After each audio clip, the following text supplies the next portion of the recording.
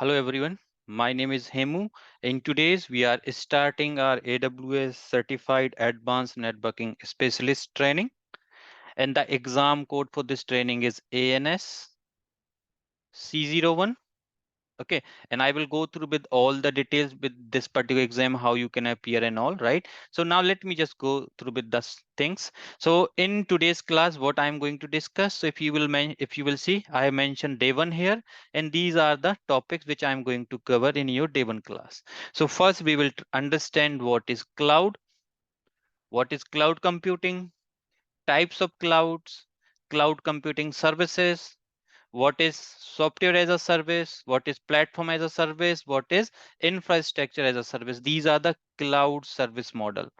Most important thing, guys. So we will discuss these models. I will go through with the cloud computing architecture and its important components, characteristic of the cloud computing, or the what are the main benefit or what are the main features available in your cloud environment, why people is basically moving their infrastructure over the cloud. Okay. Advantage of cloud computing or benefits of the cloud computing, what are the disadvantages available in the cloud computing, application hosted in the cloud computing or example of the cloud computing applications, and I will also go through with some virtualization, like what is hypervisor, what is virtualization technology and all. Okay, so these are the topic which I'm going to cover in your today's class. So now let me, before starting this term called what is cloud, let me just go through with one of the analogy. Okay, let's suppose guys, there are two-person, maybe let's suppose like there are two students, they are doing their bachelor degree with one of the institute. Okay, one of the engineering institute, so they are from the engineering background. Now these two students, what they have decided to start a company. Let's suppose they are planning to start a company called ABC, and now this company ABC, what they are, this company is doing, this company has one application. So these two students, so I can say these two engineers, what they have done, they have basically they have started one company called ABC, and they have developed one application.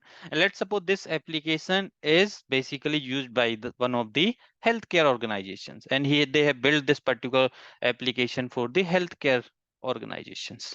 Okay. Now, guys, tell me one thing. Let's suppose these two-person wants to start this particular application, right? Now, generally, where we will run this application? Are you able to answer this thing? Generally, where we used to run these type of applications or programs? What is the device we will generally use to run these applications? Do you guys know what type of devices we use to run the application, to run the programs, to run the softwares? Generally, what is the name of the device? Servers, right? Or laptop? No. Tell me one thing. We have a server here, or let's suppose we have a laptop, or we have a system. Now, generally on this server, laptop, system, what are the components available into this particular server or in this particular system? So the main component which are available into this server, the first component is the operating system, right? Maybe you are using Linux operating system, or maybe you are using Windows based OS, right? The second most important component is the CPU, right? Without CPU, we cannot able to do anything. The third component which is available in your server or system is the RAM. Fourth component is the hard drive or the SSD, right? And the fifth component which are available into this device is your network card. These are the main component available into your laptop. Apart from this component, what we also need some type of environment or some type of application where we can run our software, right? Or maybe we also need, let's say we are using Windows, then we also need a license to run this particular Windows operating system. Let's suppose this application is based on Java. If it's a Java based application, then what I need? I needed a Java software as well, right? So these are the components generally available in your system, right? Now, tell me one thing. Let's suppose we have these two engineers, right? I'm just putting the name of engineer. Let's suppose one engineer. So let's say these are the two engineers. Let's say engineer name is X and the second engineer name is Y, right? Now these engineer X and Y wants to run this particular application. So what they have to do? They need to purchase this particular laptop or system, right? Now, what are the options available if they want to purchase a laptop, right? So what they can do, they can directly purchase this particular server from a shop, right? By paying a amount of around 1 lakh. This is the one option they are having, right? Now, see, they have paid this particular 1 lakh of amount to a shop. Let's suppose this is a shop which is basically owned by the Lenovo, and they have purchased this Lenovo server. Now on this server, they have run this particular application. And let's suppose right now, whatever server they have get, let's suppose this server have around 8 CPUs.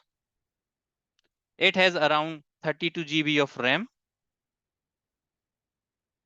And it has around 2 TB of SSD. I am taking these hypothetical numbers, guys. Okay. This is what right now I'm having. Or these engineer X and Y, they are having, right? So what they have done, they have basically purchase this laptop, and after purchasing this laptop, what they have basically installed the Windows operating system on it, and they have also purchased the license for that, right? And after, when they have make all these arrangements, what they have done, their application is up and running now. Their app is up and it is running. It is ready to use. And right now, as I have mentioned, these two engineers, they have developed this application for healthcare. So let's suppose they got around 2 customers. They just get 2 customers here. And now these 2 customers, they are using their services. Now, just tell me one thing. Let's suppose whatever arrangements they have done for these 2 customers, actually, let's suppose these 2 customers stop doing the business with these 2 persons. They have used their services for 6 months or maybe for just only for 1 month, and they have found there are a couple of glitch are available into this application. Maybe that application is not able to handle the request which is coming from the customers of these 2 customers, right? Now what will happen in that case? In that case, whatever money or whatever amount they've invested here, it is a loss, right, for these 2 peoples. Now let's think about a big scenario. So this is just a basic analogy. Now if we will think about the big scenario where, let's suppose they have started a company called ABC. On this ABC company, let's suppose currently they have around 1,000 users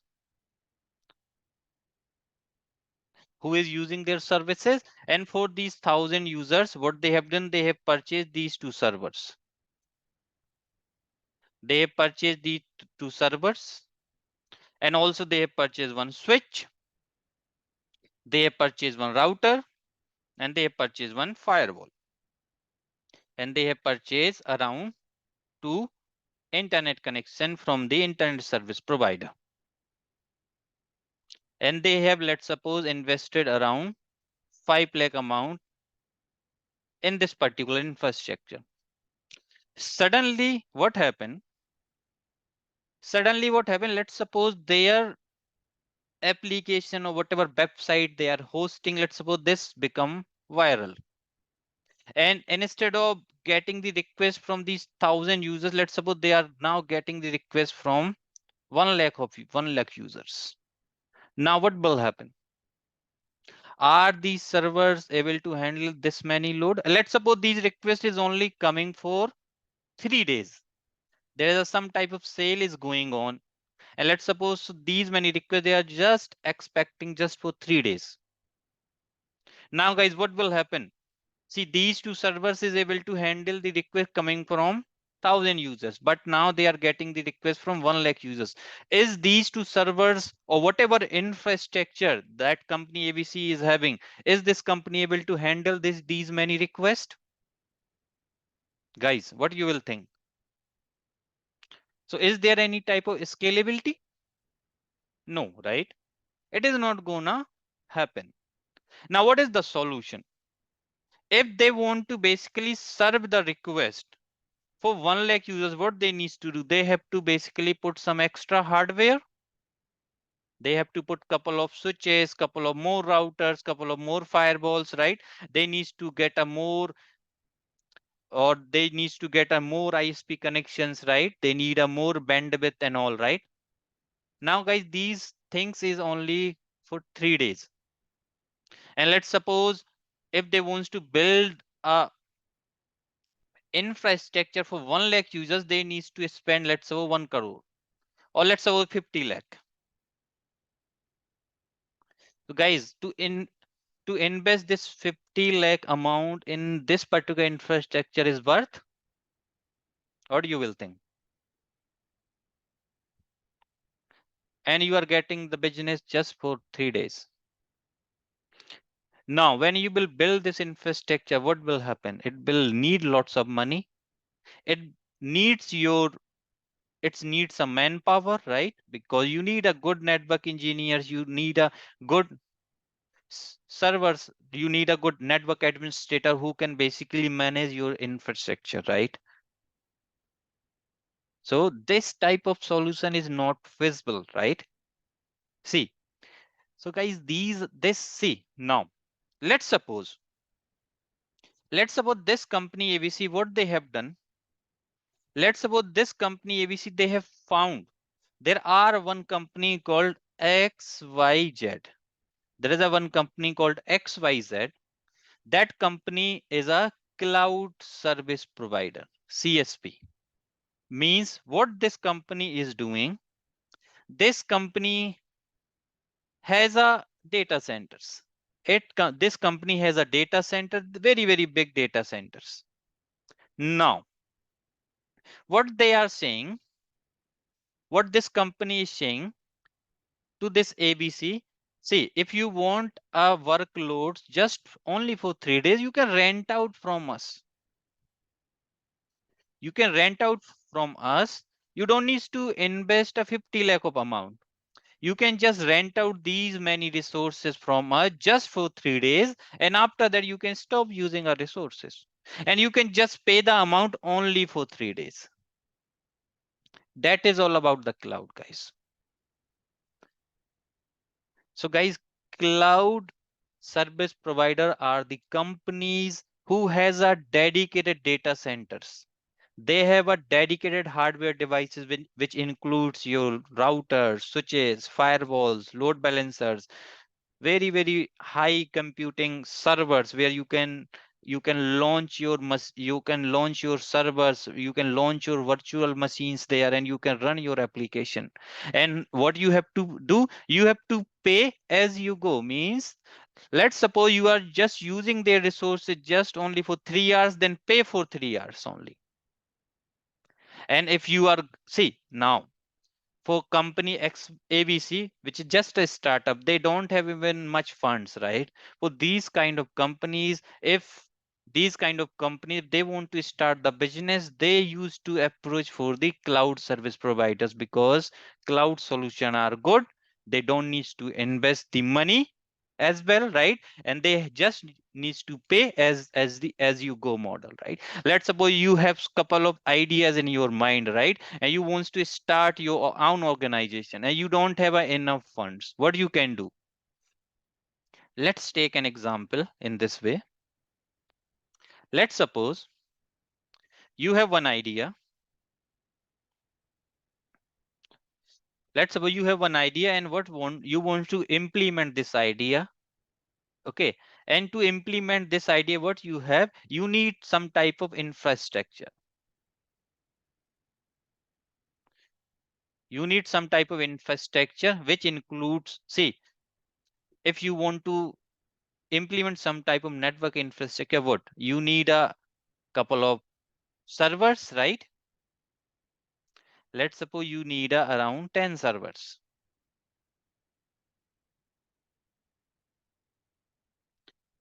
These are the 1, 2, 3, 4, 5, 6, 7, 8, 9, and 10. These are the 10 servers we are having.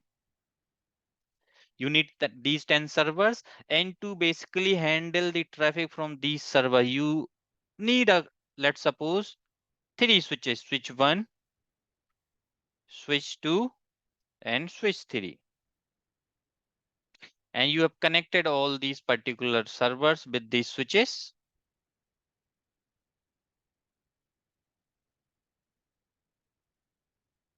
Right, to perform the load balancing between these server, you need a load balancer. So let's suppose you have purchased one F5 load balancer.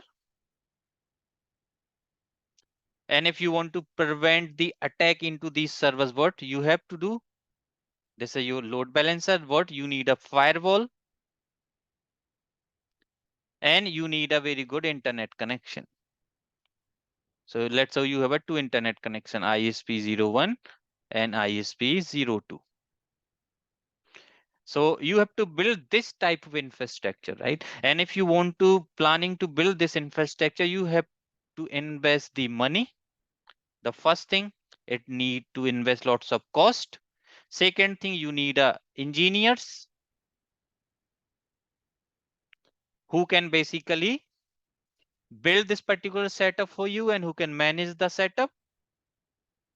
Third thing, you need a land or building where you will basically build this particular infrastructure, right? These are the basic things which you needed if you want to build this particular infrastructure. And guys, let me just highlight one point here. This is just an idea. Maybe, see, when anybody used to start the company, he used to have a lots of ideas, right? He is just implementing this one idea, and to implement this one idea, he has to spend around 50 lakh. What if, rather than building this particular infrastructure, what you can do? And guys, see, if you will build this infrastructure, it needs at least 1 month time, right? It needs time as well. And you have, and also, even though you have to put your attention as well whenever this particular development is going on, means it needs your time as well. You have to put your time as well in this particular infrastructure. Let's suppose, what if, what you can do, see, you have idea, okay, and now you want to implement this idea. Let's suppose you want to implement this idea within 2 days, or let's say within 1 day, and you need this type of infrastructure. So what you will do, if you will approach to any type of cloud service providers, what they will do, they will basically give you, and you can able to build this type of infrastructure within 2 days. Within 1 day, you can able to build a similar type of infrastructure over the cloud environment. And you don't need to pay any type of amount upfront. Means you don't need to pay any type of amount for these devices. No, they will manage everything. They will manage everything. You just need to pay the rent as per your use. Let's suppose if your idea is flop, then what happens? You can destroy all your resources and now you don't need to pay anything, right? So guys, see, for a startup type of companies, cloud is a life changing environment, and like lots of startups basically like cloud is very useful for these startup companies, and they can able to build their infrastructure over there easily. Okay, now, so now I hope you will get us some little bit understanding of the cloud, what is all about, right? Now let me just start with the things whatever I have here. So if I'll say what is cloud, so in simple term, cloud is a environment, or cloud is a combination of multiple data centers. What? It is a combination of multiple data centers. And guys, generally in data centers, what we have? In data centers, we have a servers, we have a routers, we have a switches, we have a firewall, right? We have a everything what you needed to run a data center, like servers, routers, firewall, switches, load balancers, right? Power backup, cables, land, so many things are there, right? And your cloud is a combination of multiple data centers. And what you will used to do, they used to offer a service to your users using the internet. Means let's suppose you need a 10 computers, you can build these 10 computers over the cloud environment, and you can access these computers from anywhere because they are accessible over the internet. You just need an internet connection and one one laptop with good internet connection, and you can able to access these particular devices from any location. Okay, now,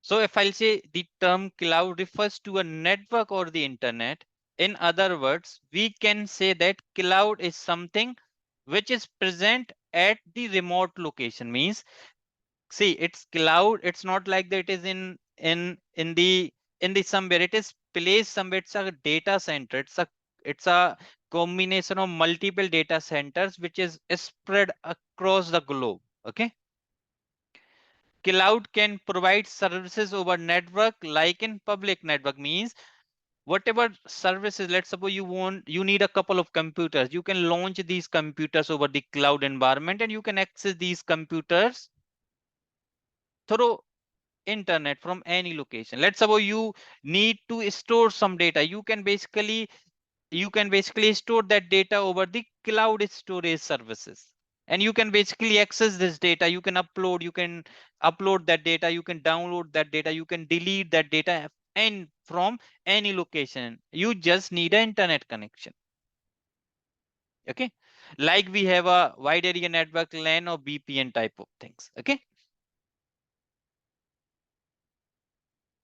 so nowadays, guys, most of your application, like your emails, your HR management servers, like human resource management servers, like your customer relationship management servers, like your OTT platform like Netflix, Prime Videos, all these particular solutions, they are running over the cloud environment. So like your Prime Video, Netflix, they are running over the AWS cloud.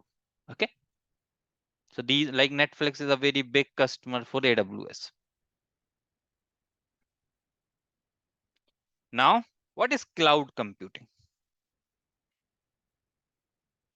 So like cloud computing is an on-demand delivery of IT resources and application via the internet. Means, now whatever resources is we will launch into these particular cloud here, right? So these resources are available on demand. Means you can able to launch the computers, launch the services over these cloud environment within 5 minutes. And these particular services you can able to access from any remote location. Just you need internet, that's it. So cloud offers the on-demand service, means whenever you need it, you can basically launch that service and you can use it.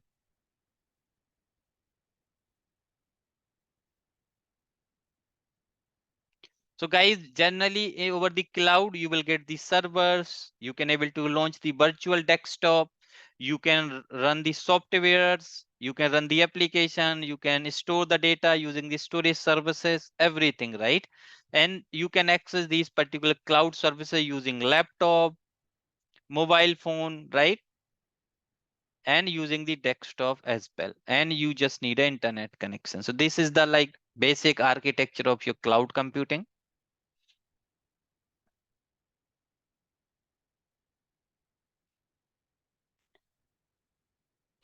Now let's try to understand types of cloud. Or before that, let me just see what I have here. So cloud computing is defined as a use of hosted services such as data storage, servers, databases, networking, and software over the internet. It is on-demand availability, means these type of services we can basically launch on the basis of demand, or what? Computer services like servers, data storage, networking. So these are the like databases, these type of services we can launch over the cloud environment. Generally, your data is stored on the physical server, which are maintained by the cloud provider. So guys, just remember one thing. See, whatever whatever data, whatever service we will launch over these cloud environments, generally we will launch this service over the physical servers. But the management of these servers is taken care by the cloud service provider. Okay, we are not going to manage the backend infrastructure. Okay, so they have a different type of models, and we are going to discuss all these models in some time. Okay, now cloud computing is a model for enabling the convenient on-demand network access to a shared pool of configurable computing resources such as network, servers, storage, application services that can be rapidly provisioned and released with the minimal management effort or the service provider integration. Means we can able to launch these particular applications, storage, servers or network related services very minimal human interaction we need it for that, and we can easily basically get these particular services up and running over the cloud environments. Cloud computing refers to manipulating, configuring, and accessing the application online. It offers online data storage, infrastructure, and application. Now, let's try to, so the example for the cloud service providers, the very first cloud provider, which is AWS, Amazon Web Services. Then we have a Microsoft Azure. We have a Google Cloud Platform, which is GCP, Oracle, Alibaba. There is a lots of cloud available as well. There is a multiple cloud environment are there, but these are the top clouds, top like public cloud basically available in the market. Let's try to understand types of cloud. So guys, we have divided these particular cloud types using two things, using the deployment model and on the basis of service model. Type of clouds as per the deployment model or as per the service model. Now let's try to understand the type of cloud on the basis of deployment model. So generally we have a 4 types of cloud as per the deployment model. First one is the public cloud. Then we have a private cloud, we have a hybrid cloud, and we have a community cloud. These are the main 4 types of cloud as per the deployment model. Okay. And generally these questions basically asked in the interview. So that is the reason we are covering here now. As you see, types of cloud based on the deployment, we have a private, public, hybrid, and community. Community is missing here. And based on the service model, we have a infrastructure as a service, platform as a service, and software as a service. Okay, so these are the 3 types we have on the basis of service model. So if you will see here, In this picture, we have a public cloud, private cloud, hybrid, and community cloud. Okay. So generally we have a 4 types of cloud. There is a one more term, like, see, I have get these reference from multiple websites, right? Somebody, they used to sell a multi-cloud as well, right? They have a hybrid cloud and community cloud, right? So multi-cloud is the new term. So I will cover that as well if somebody asks what is multi-cloud. Okay. Now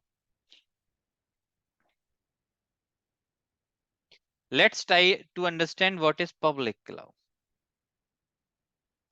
So guys, public cloud, these are the cloud service providers or the CSP providers,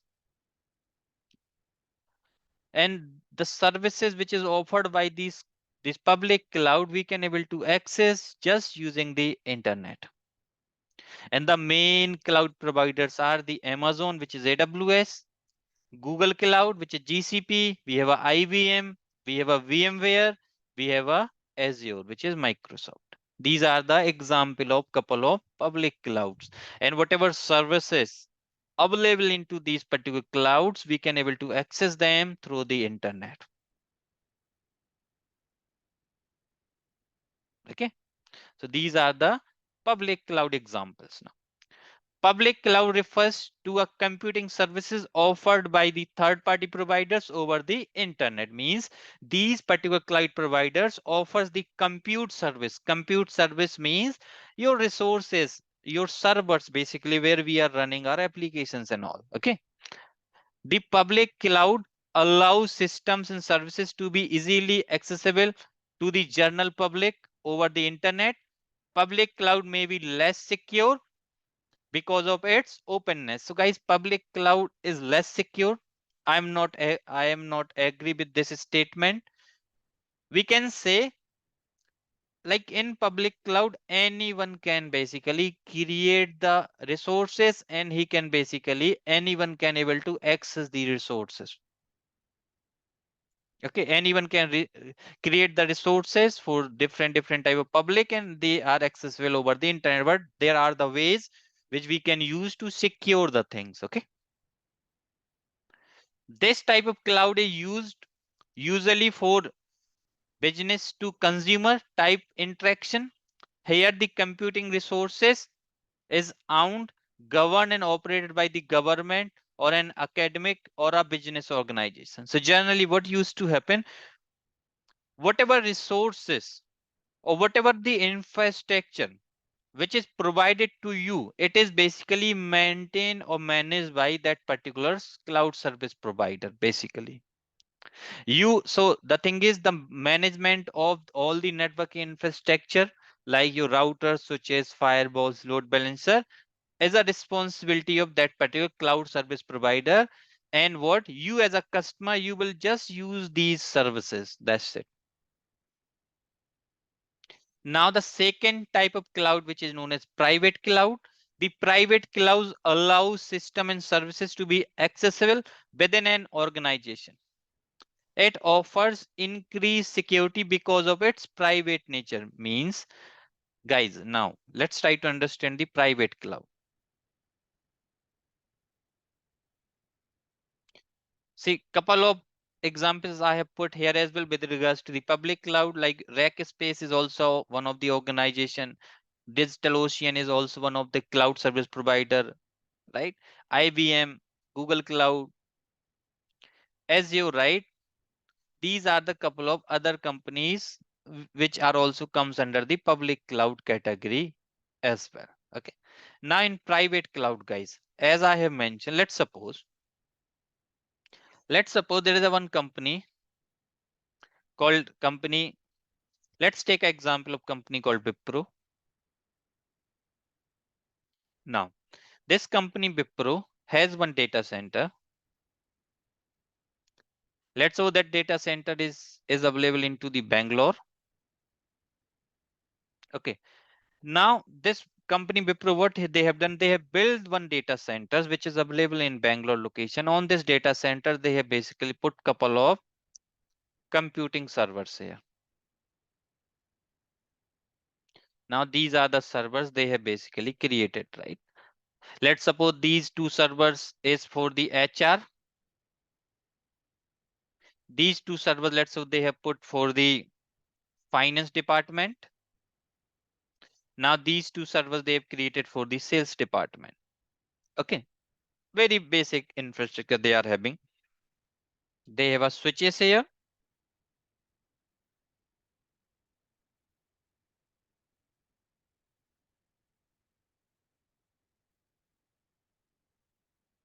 And they have here router. Then they have here firewall.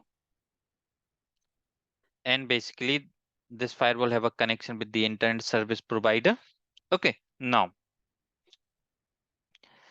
guys, apart from that, basically behind this router they also have a couple of other switches. Now behind these switches they have the users, so their users available here.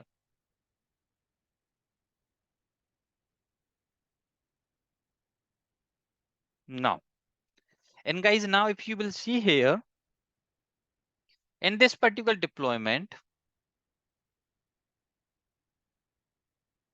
all these users and these particular servers is behind the firewall, right? They are not on the public internet. And when these users used to be inside the office in Bangalore office, they are accessing these particular servers. So guys, tell me one thing here. Let's suppose you as a journal user here over the internet, are you able to access this particular services which are running into this server as a journal user? No, it's not possible, right? Because these servers is designed for the private use, for the Wipro employees only, or the Wipro customers only. Maybe let's suppose Wipro has one customer here, customer A.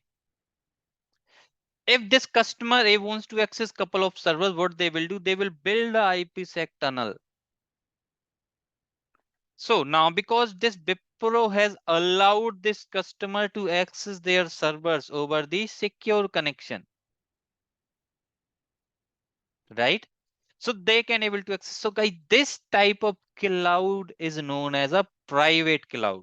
So guys, if you will see your on-prem data centers, your on-prem DCs, where you are running your application for the internal purpose, or maybe you are running these applications just for your customers only. All these type of cloud environment is known as a private cloud. Now, guys, what is the problem we will be having with this private cloud environment? First of all, in the private cloud environment, you have to spend lots of amount, right? You have to invest lots of cost to build this entire infrastructure, right? You need a very good manpower who can basically maintain all your cloud infrastructure, right? Even though you have to take care the life cycle of your servers. If there's any issue with your devices, with your backend devices, you need to troubleshoot by yourself.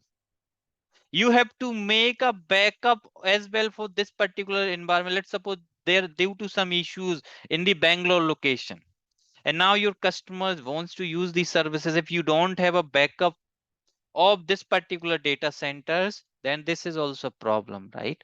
So guys, these type of this is the example of private cloud. And in some cases private cloud is good, but in some cases private cloud is not good. So there are the advantages and there are the disadvantages. Okay, so I hope you understood the difference between the public cloud and the private cloud.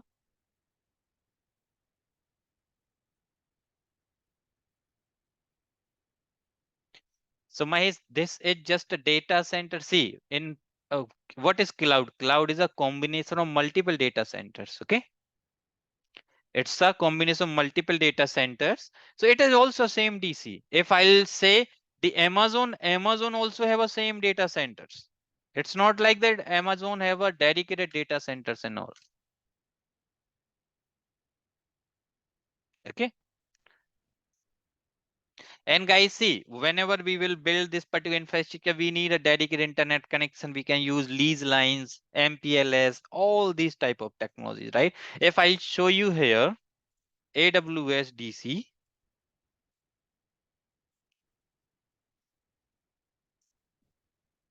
diagram,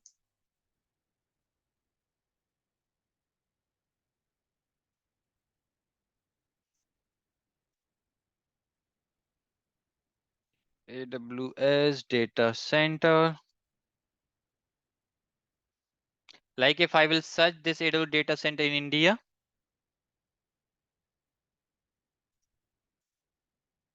images, see, they have a data centers like this. It is also this is a data center, but this data center is managed by the AWS. Okay. They are managed by the AWS itself. You don't need to manage. If there is any fault is happening with the servers, you don't need to take care. AWS will going to take care. Okay. But if it's a private cloud, which is owned by your organization, means if there is any issue is happening, you have to manage the things. You have to troubleshoot the things. Okay. So that's the main difference between. See, you like Amazon has these type of data centers. These are the couple of images available over the internet only. Okay. Here, basically, they used to put these servers and all. We are accessing the servers from these locations only. Okay.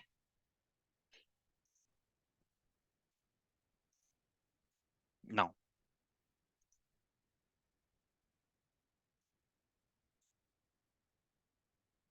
so the example of your private cloud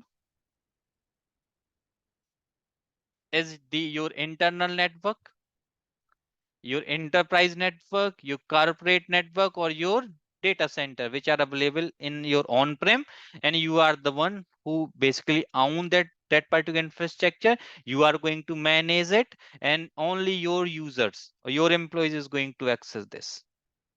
Okay. Kumaran, you can write your doubt in the chat. Okay, I'll take.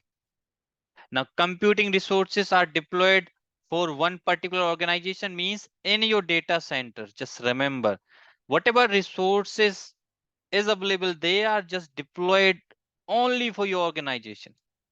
This method is more used for infra business interaction, means this is for the infra business interactions where the computing resources can be governed, owned, and operated by the same organization. Like I have taken the Wipro. The meaning of on-prem, like on-prem DC means on-premise data centers. Okay. Now let's try to understand what is the meaning of hybrid cloud.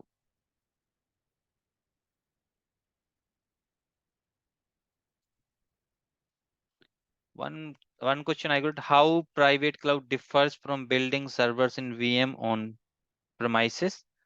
See, whatever VMs you are going to build, you will build for your use only, right?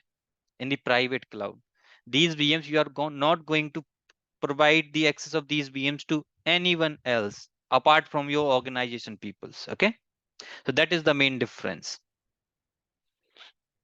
And nobody, like let's suppose me as a user, I cannot able to log in into your cloud environment and I can build my VMs there, right? That is the main difference between private and public cloud. In public cloud, I can create my account and I can start building, creating my VMs, start launching the application, right? But with regards to private cloud, I am not allowed to log in into your data center servers and I cannot able to build the VMs over there, and I'm not able to, I am not able to basically run any type of applications over there. Okay. Now the term is which is hybrid cloud. Let me just see before going into this hybrid cloud what I have on my.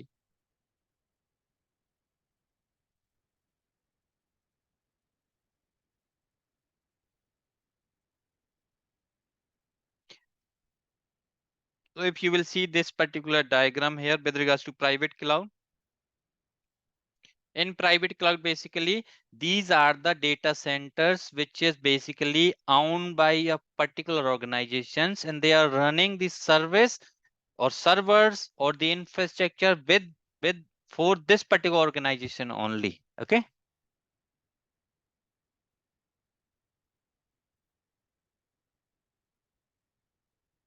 And like for public users, access of the data center is completely blocked. You will manage the data center, legacy system, hardwares, application, everything you have to manage in the case of private cloud. But in case of public cloud, your cloud service provider will maintain. Let's suppose in case of public, let's suppose there is a new Windows is launched, or there is a like there are the couple of new services they have launched, right? Then by end of that, they have to manage everything. You don't need to do anything. Okay, this is a responsibility of cloud provider. Now let's take an example of hybrid cloud. So guys, hybrid cloud is a combination of public cloud and the combination of private cloud. When you are using both the cloud environment, that is known as hybrid cloud.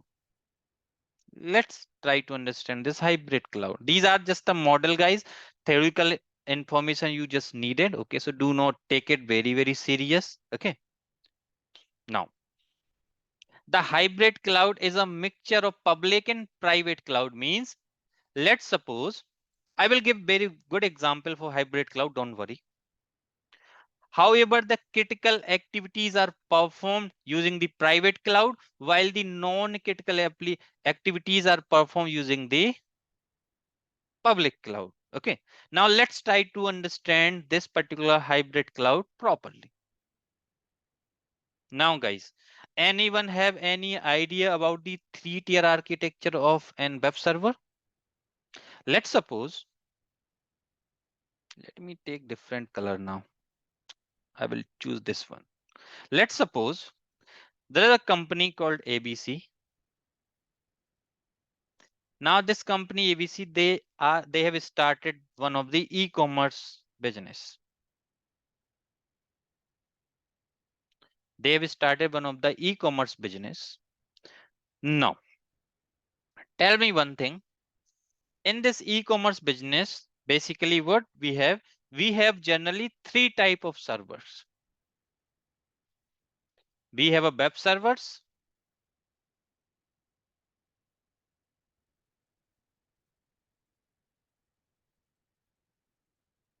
These are your web servers. We have a app servers.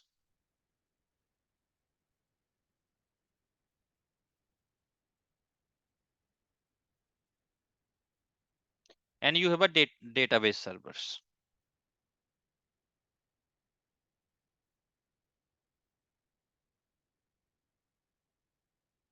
Okay. Now, let's suppose this company ABC has spin up all these servers over the AWS cloud.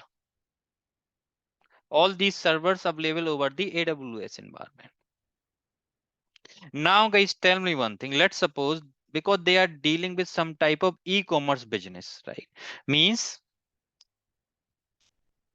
so guys, tell me one thing. Whenever you used to purchase a product from Amazon website or the Flipkart website, generally you used to save your credit card details or your debit card details, right?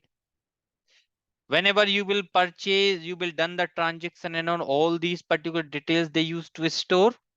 So generally these is a some type of critical information which is available over the database servers. And now, because you have hosted this particular thing over the AWS cloud, let's suppose if this AWS cloud can basically log in and get get or they can basically get, they will just log in into the database servers and they can steal all this critical information of the users or whatever users database you are having. They can basically steal all this info, but it is not true, but I'm just taking a hypothetical example. So these type of organization, what they used to do, they used to basically deploy their resources into two places. What they used to do, the critical servers, they will run into the private data centers. So let's suppose in our case, these are the two critical servers, what they will do, we will run these two servers into our private data center. And this data center is managed by us only. And these web servers and app servers, what we will do, we will run over the cloud environments.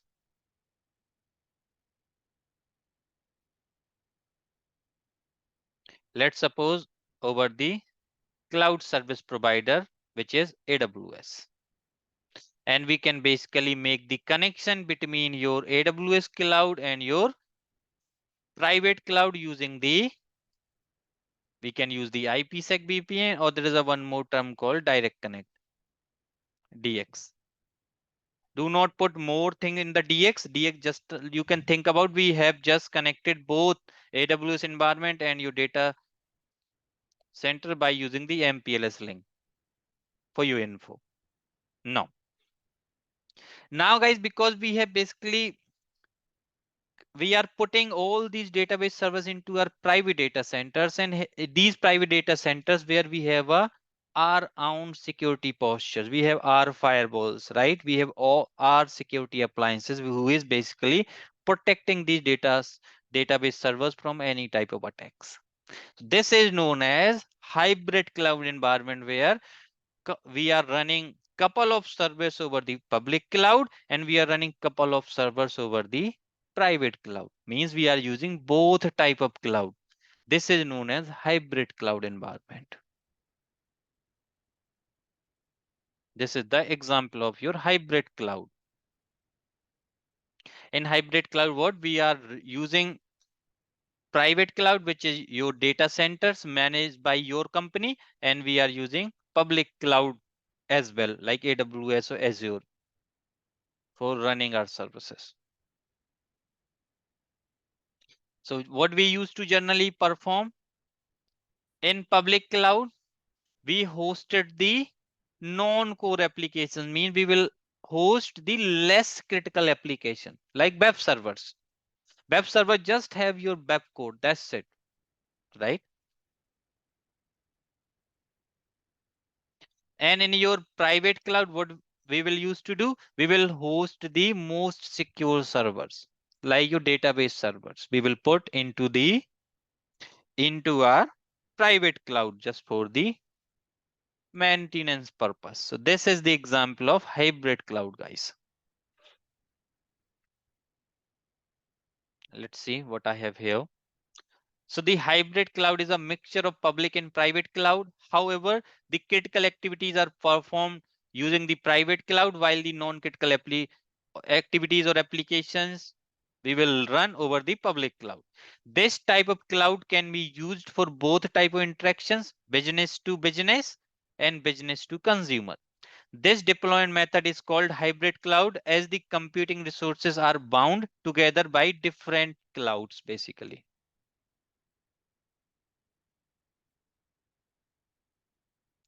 No, Sunil, we cannot able to deploy these type of things, like one firewall in your cloud and one firewall in your public cloud and one firewall in the private cloud. Okay, this is not feasible because see, I think you know the answer why we cannot able to build this type of setup, because see, management is different, right? In cloud providers, generally we are deploying the VMs. In on-prem, in most of the time we have the hardware appliances. Okay. So what we used to do in that case, let's suppose, see, we will not do these type of HA. Just remember one thing. What we used to do, we will deploy the two firewalls. Let's suppose one Palo Alto firewall over the AWS and one Palo Alto firewall over the cloud, over the on-prem. And what we will basically push the same type of security policies into both the devices to get the same type of security. Okay. So this is what we used to perform generally. Now, let's try to understand the last type of cloud, which is community cloud. The community cloud allows systems and services to be accessible by the group organizations.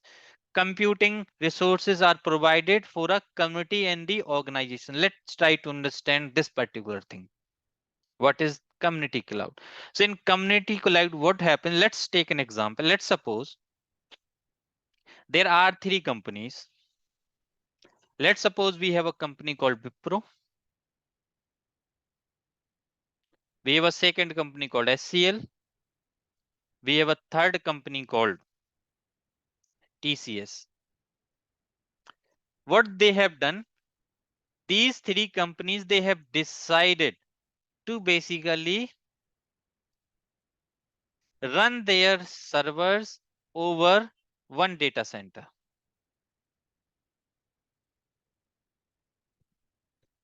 So whatever money, whatever resources, whatever infrastructure they need to build to run this data center, all this amount is basically paid by these three companies, and management of this particular data center is also done by these particular three companies only. Means in your community cloud, there are multiple companies, they will come together and they will build their environment. This is your community cloud basically. Multiple organization that did the investment to start one of the data centers where they will basically run their particular servers, particular infrastructure. Okay. So that is the example of your community cloud.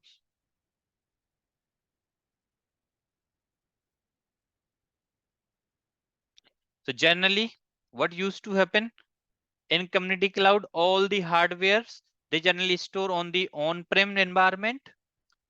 Maybe you can basically build this particular data center. Let's suppose there is a Wipro, SCL, and TCS. They are coming together. So what do you can do? Maybe you are building this data center at Wipro office, or you can build. You can, or all these three. They will agree and they will take a. They will purchase one land, and over this land they can basically build a data center. It's totally depends on their agreement. Okay, or they can build at a third party provider.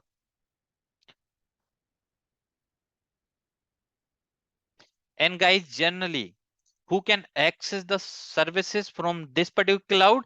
Services is only accessible for the organization one engineers, organization two peoples, and organization three people. Means Wipro users can access the services, SCL engineer, SCL employees can access the services, and the TCS employees can access these services, because this data center is owned by these three companies on the basis of shared protocols and shared policies. They can able to build, maybe they can put one firewall. If you heard the name of context, right?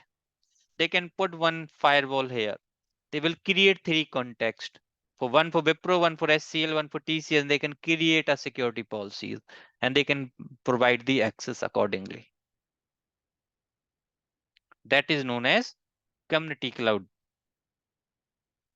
There is a one more example will be there, which is a multi-cloud. In multi-cloud, what used to happen? Let me just tell you. In multi-cloud, let's suppose you wants to run your application. Okay. You wants to run your application. You need around 10 servers to run your application. So what you did, you have purchased 10 servers from AWS. You have rented out 10 servers on AWS cloud, and you have rented out the same 10 servers over the Azure environment as well. Okay. Or maybe you have basically rented out 5 servers from AWS and 5 servers from Azure, and you have hosted your application into both the clouds. This is known as multi-cloud environment, where in that particular cloud environment, you have a servers on more than 2 public clouds. Okay. So this is a multi-cloud environment.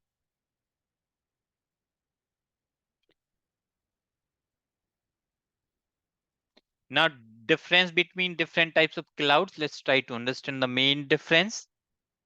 Only the theoretical one we need to know here. So this public cloud, then generally these cloud is hosted. So public cloud is hosted at the service provider end, means If you are using AWS cloud, then this particular environment is hosted by the AWS. It is managed by the AWS and all, right? In private cloud, you have to host your environment at your on-prem data centers. In hybrid cloud, enterprise and the community cloud at the third party place.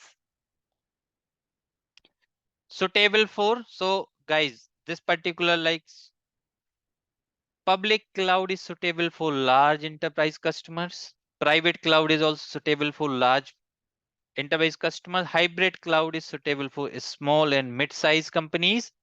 And community cloud is basically good for finance, health, and legal companies who is dealing with these type of business. Finance related companies, health related companies, and all. Okay. Access. Your public cloud is accessible over the internet. Private cloud we generally use to access over the VPN or the internet, like over the MPLS connections for the security. Hybrid cloud also similar, and the community cloud also similar. VPN or either the MPLS security.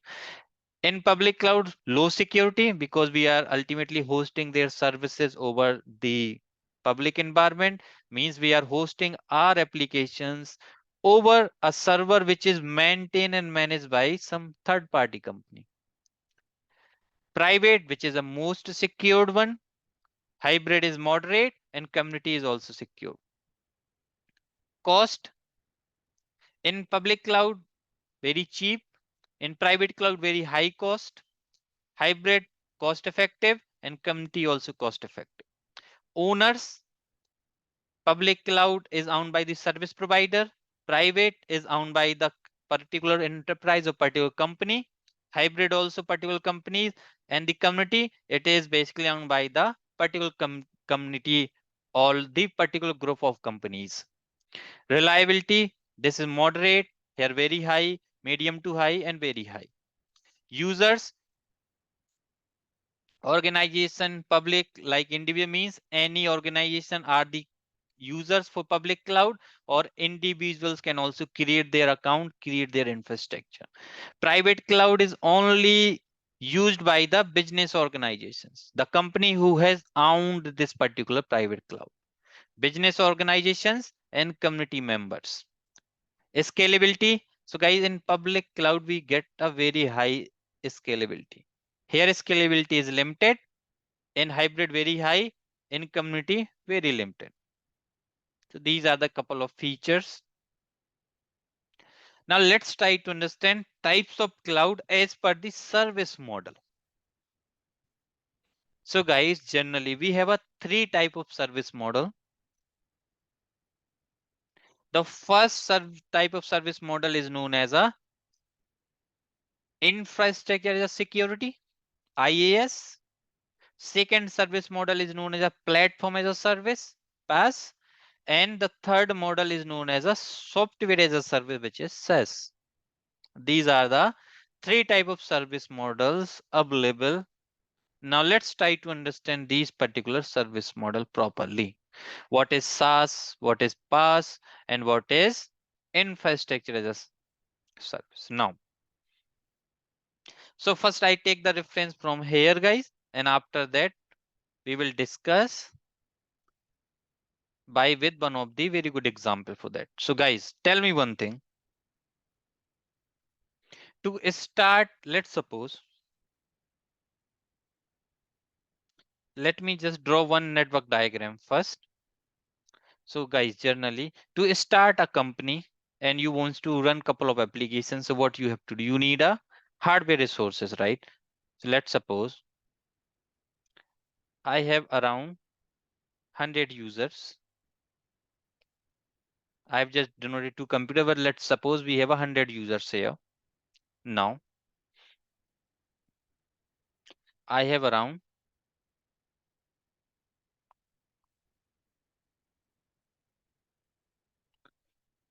here 20 servers. Now these particular users computer or these servers, they have a connectivity with the switches, right? Switch 1, switch 2, switch 3, right? They have a connectivity like this with all these switches. And apart from this, you also have a wireless environment. You have, let's suppose, couple of access point as well, wireless AP. Let's say you have around 20 access points across your buildings. You have one wireless LAN controller. And after that, these particular switches have a connectivity with one of the load balancer, let's suppose, or maybe one of, okay, let me just denote the load balancer as well here.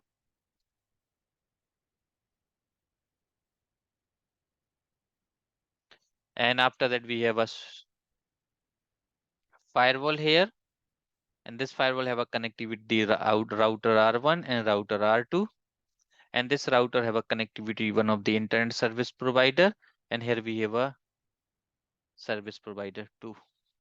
Now this is the, generally these are the couple of components or couple of devices which you will see in the a typical data centers, right? Now tell me one thing. Let's suppose this data center belongs to a company called XYZ. If this data center belongs to a company called XYZ, then guys, everything what is happening with this particular data center is your responsibility, right? You have to make arrangement of all these particular devices, right? Now you have to basically maintain all the cables, all the power, means everything you have to maintain, you have to manage, you have to hire a couple of employees who can basically manage your infrastructure, everything you have to manage, right? Means all the responsibility is yours. And by end of the day, what you are getting? You are getting these 20 servers. What we are getting? We are getting, by end of the day, we are getting these 20 servers where you are running your applications and all, right? So now according to the service model, if we will try to understand the service model, which is, first try to understand in on-prem, as I have mentioned, all the networking components like your routers, switches, firewalls, load balancer, cables, everything we have to manage. Storage, we have to manage. Servers, we have to manage, means we have to purchase the servers, right? All the in servers, whatever the CPUs, whatever the RAM, whatever the hard disk, everything we have to manage. Power, cables, everything. Virtualization software we need to install.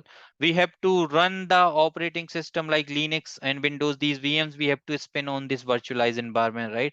Whatever middleware softwares we need. Let's suppose we want to run a Java application, then we have to install a couple of Java applications. Let's suppose we are running couple of Python based application, then we have to install the Python related softwares and all, right?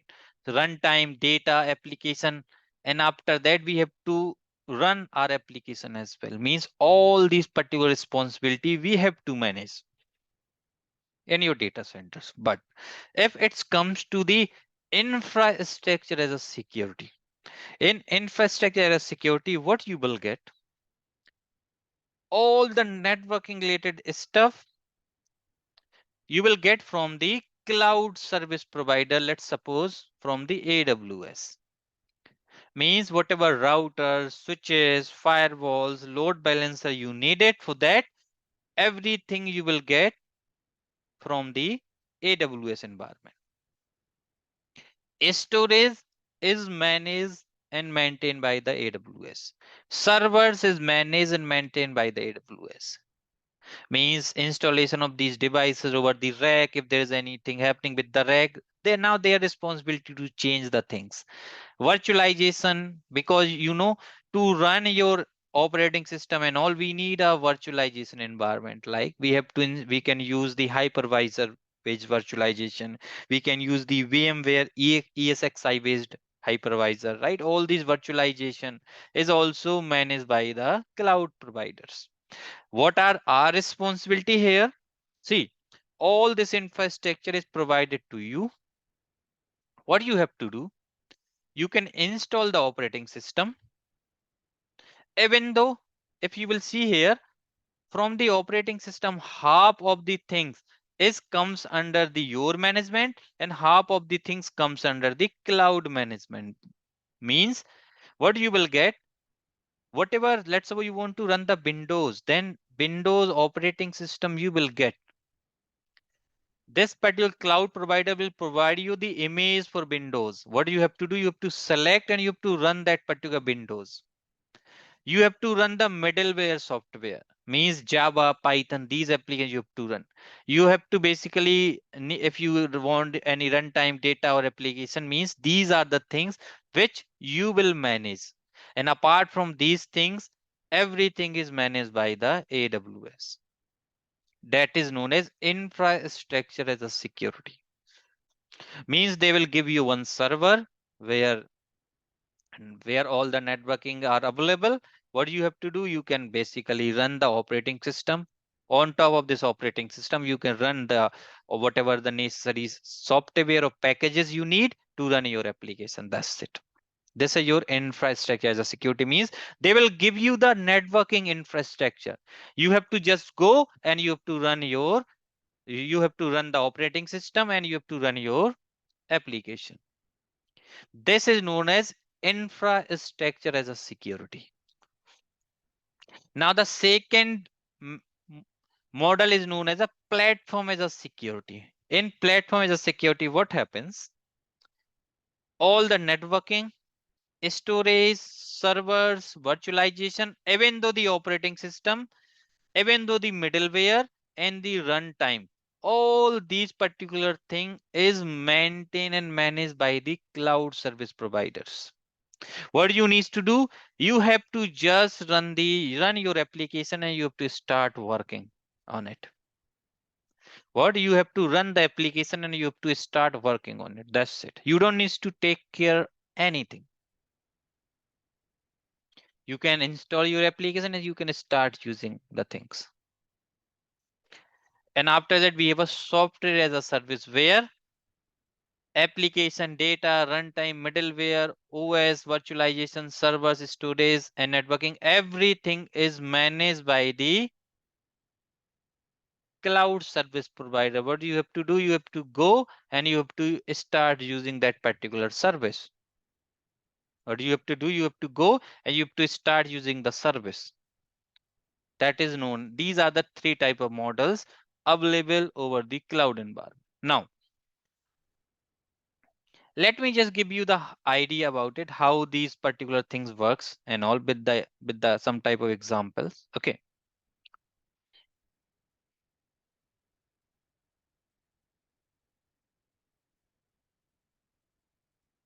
So guys, I will ask these particular questions with you. Let's suppose, I hope everyone from the networking background and you should have a knowledge of EVNG, right?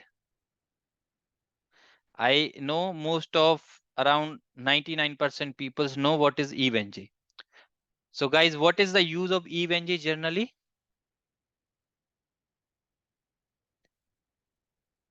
So guys, what is the use of EVNG generally?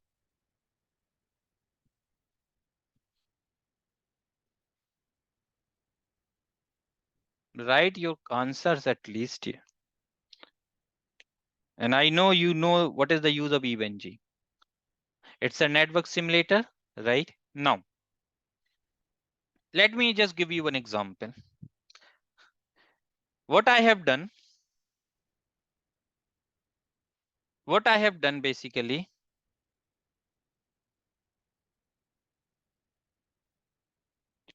I have basically done one thing.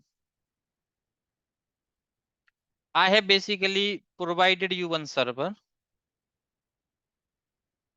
This is one of the server which I have provided you. On this server, basically, I have also connected this server with the internet service provider. Means this server got the internet connection, and on this server, I have also installed the VMware.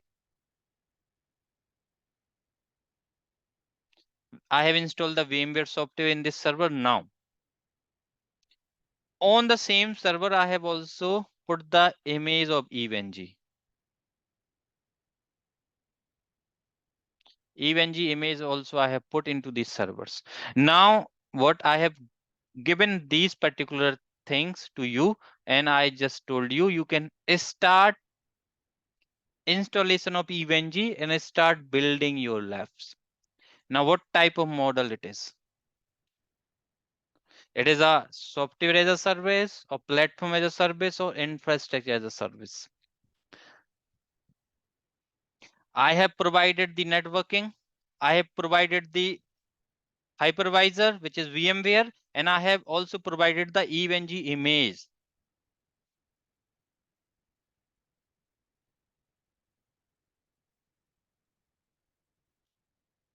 Most of you are saying PaaS and SaaS, and all of you are wrong, because PaaS and it's a infrastructure as a security. It's a IaaS. Why it is a infrastructure security? What we are getting? Let's try to understand from here. What we are getting here in this particular.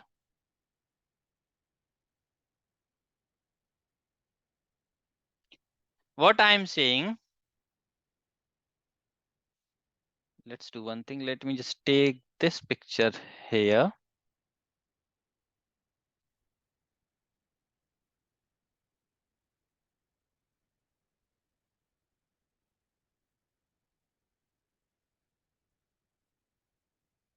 Okay, now, if you will see this particular picture here,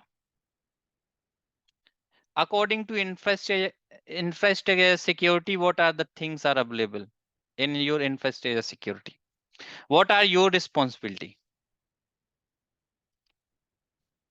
To install the operating system, it's your responsibility. Install all the necessary application, and the runtime and the middleware is your responsibility. And guys, what here I am providing? I am providing the network, I am providing the storage, I am providing the server, and I am also providing you the hypervisor, which is virtualization software. And also I'm providing the EVNG image. Now you have to install everything. Now you have to basically install the EVNG, means you have to install the operating system. You have to run the middleware, means you have to install all the necessary softwares. Like you have to upload all the images in your EVNG, right? You have to build your topology and all, right? And after that, you have to build and you have to practice it. So this is a infrastructure as a security. Let me just go in some different way, because I just wanted to explain you this thing properly. Let me just take some different example.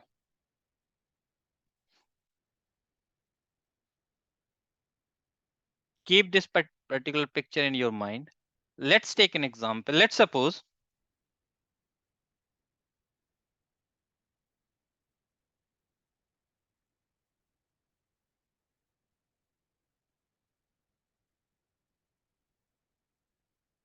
let's suppose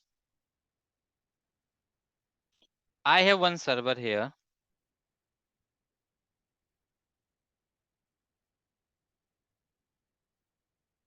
Okay. This server have a connectivity with the one of the switch.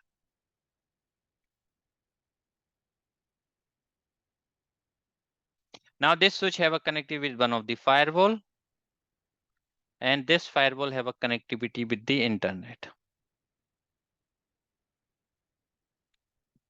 Now on this particular servers, I am giving the what I am providing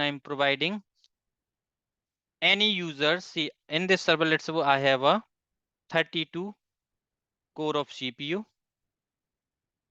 and I have around 256 GB of RAM, and I am having around 8 TB of SSD. This is the configuration of this particular server. Now, I have here, now I have around 4 users. Now what these 4 users wants to do, they want, first user wants to run a Kali Linux to host one of the application. The second user wants to run the Windows server. Third user wants to run the Ubuntu Linux. And the fourth user, let's suppose, wants to run one of the, let's take an example of, I can say, CentOS or Red Hat. Now, these are the 4 users who wants to utilize this particular server. So what I have done, because they wants to run these 4 operating systems, so on the same server, I have basically put the Kali Linux ISO file. I have put the Ubuntu Linux ISO file. I have put the CentOS Ubuntu file, CentOS ISO file, and I have also provided the Windows iOS. It's iOS file. Now what they wants to do, now these users, and I have provided the networking. So I have provided the, they can able to, these users can able to type the IP address, which is 151.7.100. So they can able to get the access of this server, and after that they can start deploying their VMs and all according to their requirement. So this, what is the model I am providing to these particular peoples in this particular scenario, guys? What type of models it is? It is a infrastructure as a security, means I have just provided the infrastructure. Now it's your responsibility to install the operating system, your responsibility to install the application, your responsibility to run the middleware softwares. And if anything is happening, let's suppose if there is any problem with your application, with your data, with your runtime, with your middleware, you are the responsible person for that. You are the person for maintaining and managing these particular tasks. If there is any problem is happening with the virtualization, with the servers, with the storage, with the networking, then cloud service provider is responsible for that. Now, what I did basically for these users, let's suppose on these particular servers, let's take an example, they wants to install one of the Java application. They wants to run this Java application, and this application, what he is doing, he is basically is for the healthcare customers. Means what these doctors and they are using this particular healthcare application, what they are using this application for providing the medicines and all. Now what I have done this time, let's suppose, now this time what I have basically installed these particular operating system as well into these servers for these users. And because they need a Java, so I have also installed the Java related application as well. I have installed the JDK, Java application, or Java JDK or Java SDK, all these particular Java environment as well on my, on these particular VMs or these particular virtual machines. And now what I have given these 4 users only, what they have to run their application. And if they are just only running the application, then it's a platform as a service. Okay. And in terms of software as a service, what everything we will do, we will install this application as well, all the runtime, middleware software as well, operating system, virtualization, servers, storage, networking, everything. What we will just directly provide one console to the doctors, and these doctors, they will use this particular console. That's it. Now let's try to understand the same thing by using couple of examples.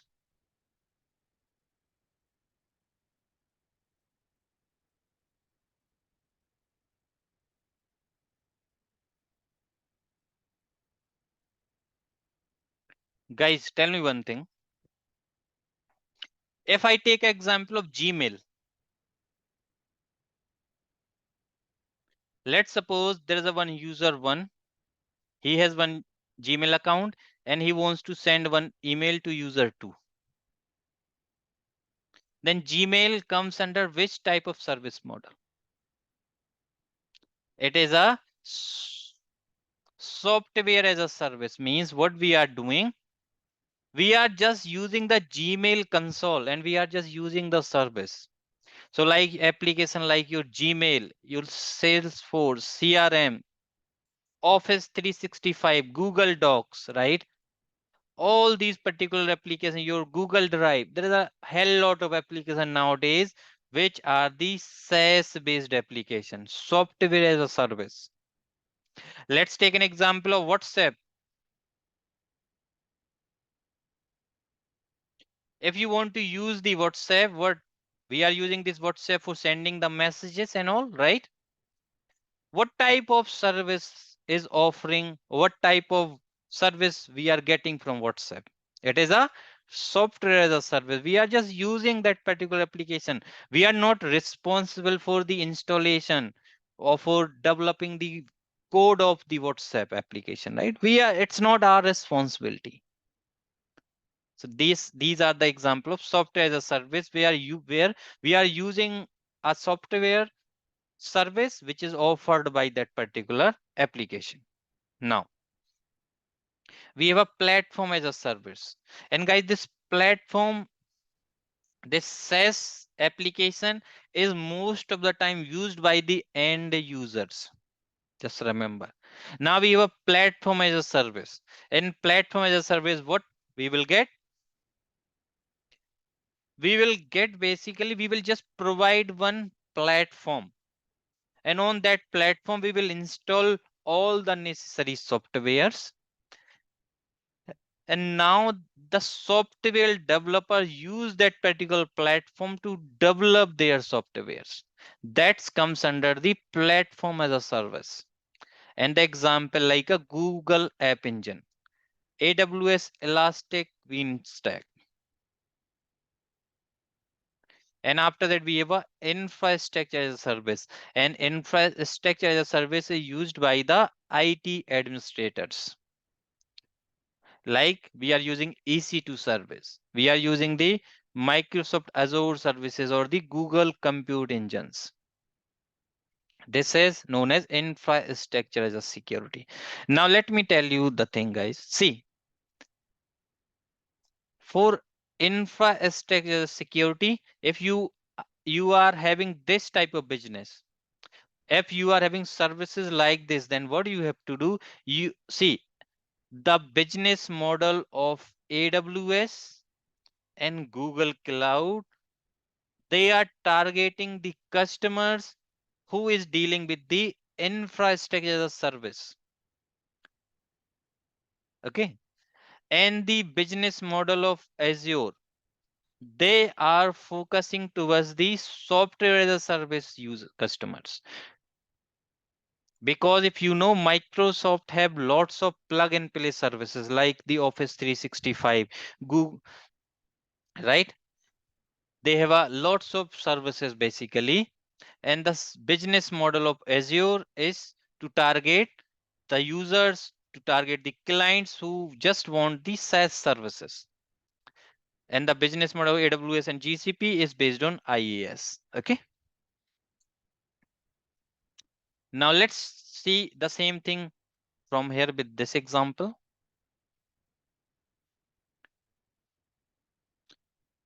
In private cloud, what used to happen? You have to purchase a car. In infrastructure security, what? You will get a key and you can just start driving this particular car. In platform as a service, what you will get a some type of public transport which you can use to go. like trains. In trains, what we are just purchasing one ticket and we are just going from one place to another place. So these are the platform as a service. Example for platform as a service. Infrastructure infrastructure as a service. So these are the couple of companies like AWS, NetMagic, Reliance, Sifi, Tata, GCP. These are the couple of cloud service providers whose main business is towards the infrastructure as a service. Rack space will be also there. They focused on the infrastructure as a business model.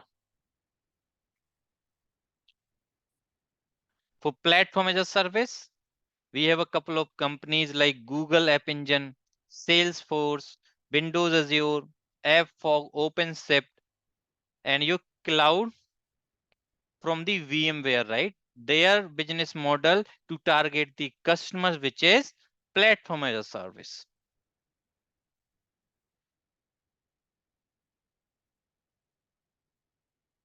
And software as a service, we have a couple of like Google apps. If I'll say the example of Google, right? We have a Google Sheet, we have a Google Drive,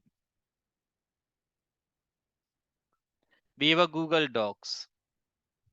All these are the example of software as a service. Means in Google Sheet, we just using the sheets to filling the information, right? We are not installing any type of application. We are not building any type of code, nothing like that, right? These services available just by a web browser. Like your GoToMeeting, Oracle CRM, right? Salesforce, all these are the example of your software as a service environment. Okay.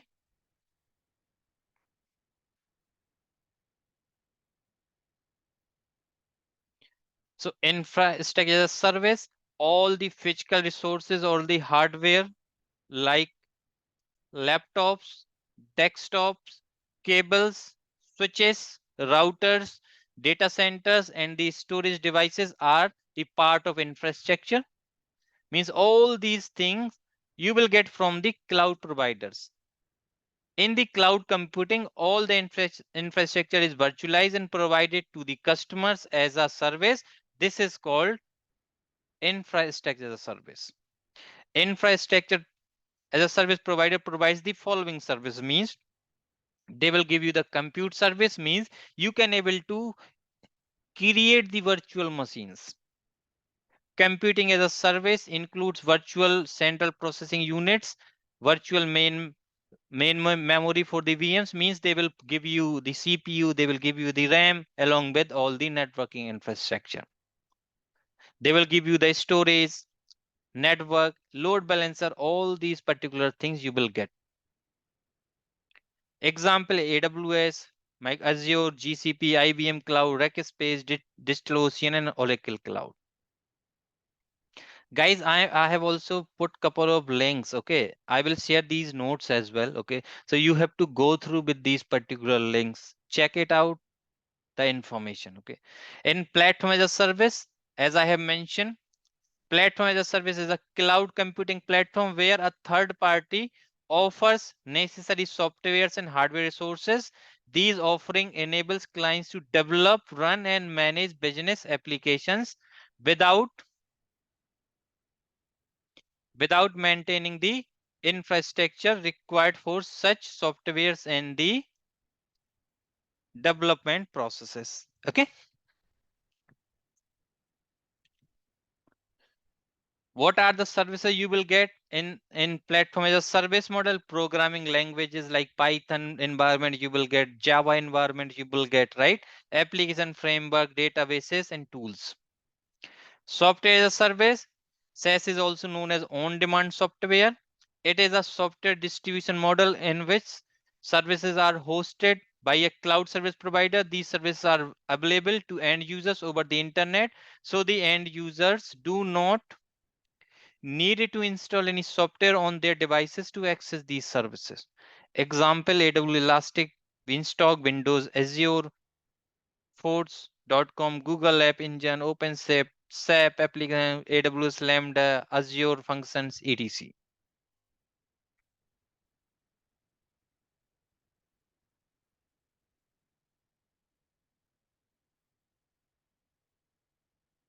Now we have a SaaS offering, right? Where you can see Dropbox service, Google Drive, OneDrive, Outlook, Gmail, Google Apps, GoToMeetings, right? All these comes under the software as a service.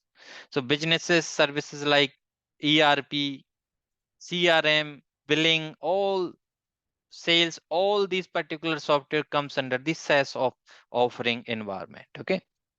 Now let's try to understand the cloud computing architecture. Cloud computing architecture and its component. So the architecture of the cloud computing contains many different components. It includes client infrastructures, applications, services, runtime clouds, storage space, management, and security. Means if I'll say the cloud computing infrastructure, what happens basically generally that infrastructure is divided into two parts, or the architecture of your cloud computing is divided into two parts. We have a front end and we have a back end.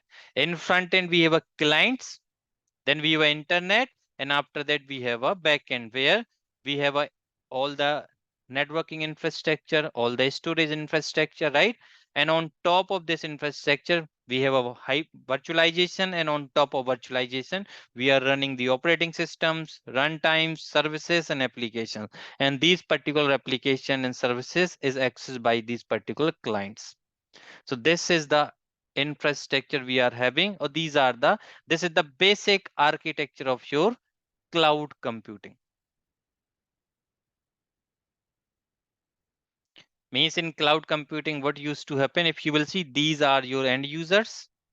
And over the cloud, we have a servers, virtual desktop, software platforms, application, and storage. Okay.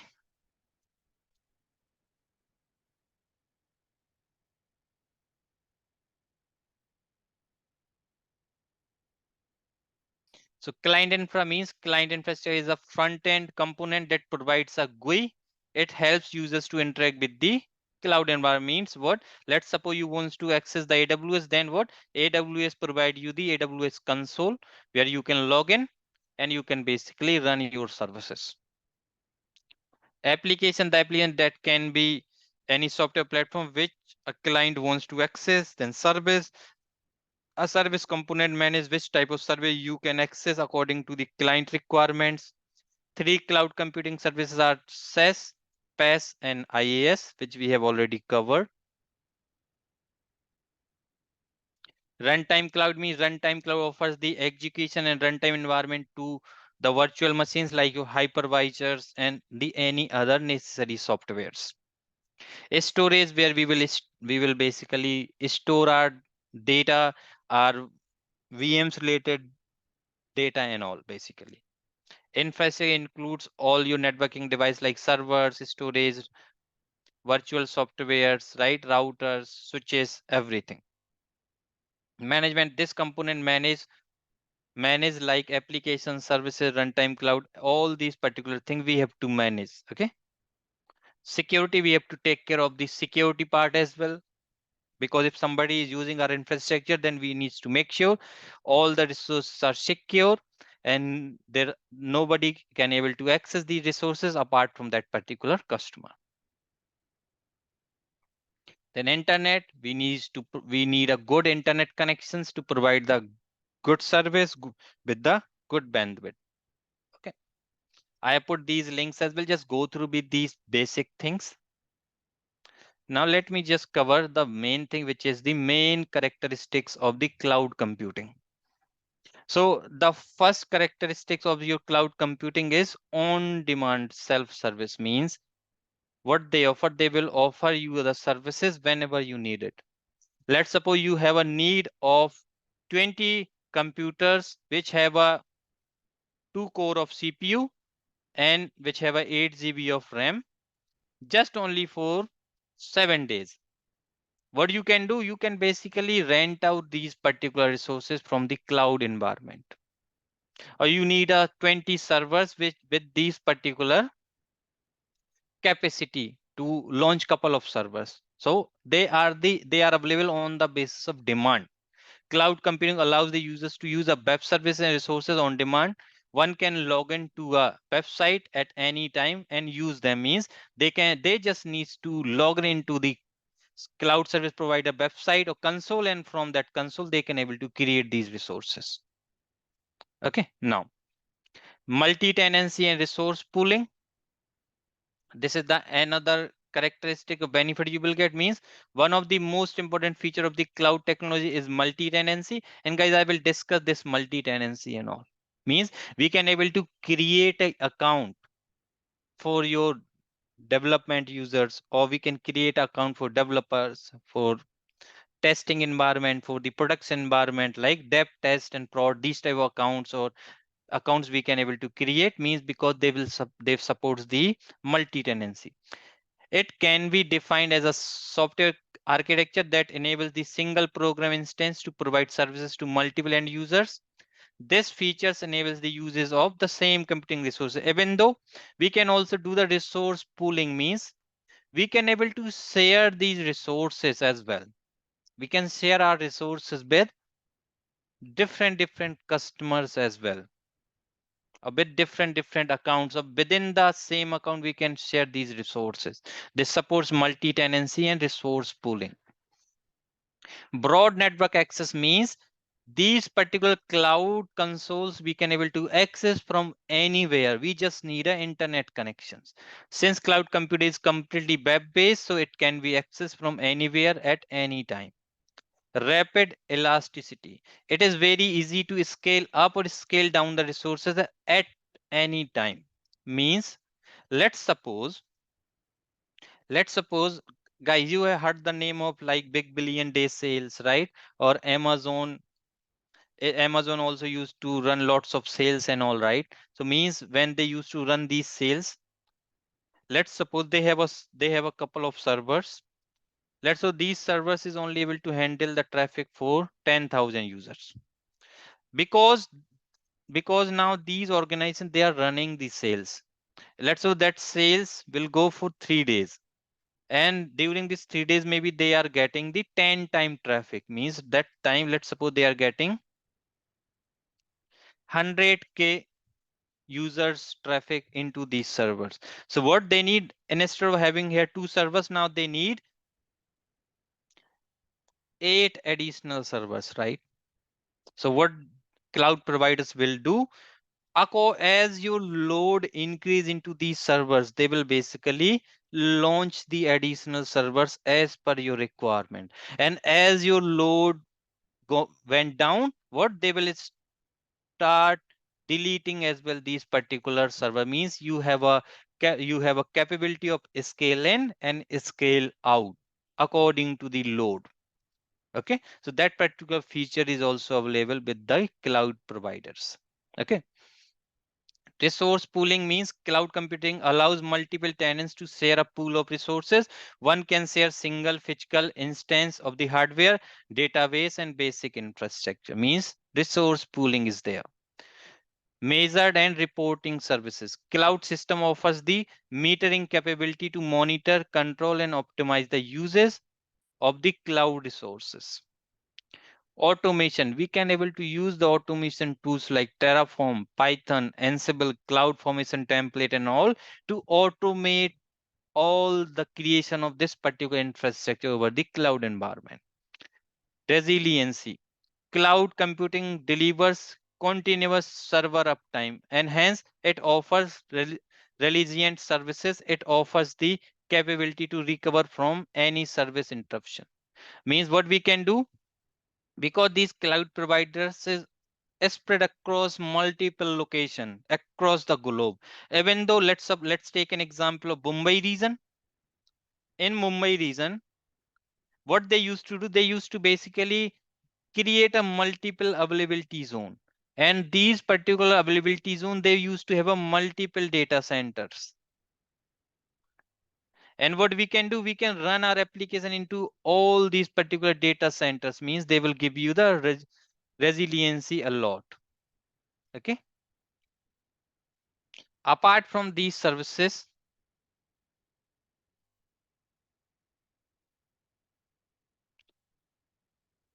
large network access means what? You can run the services because that service is available over the internet, so users can able to access these services.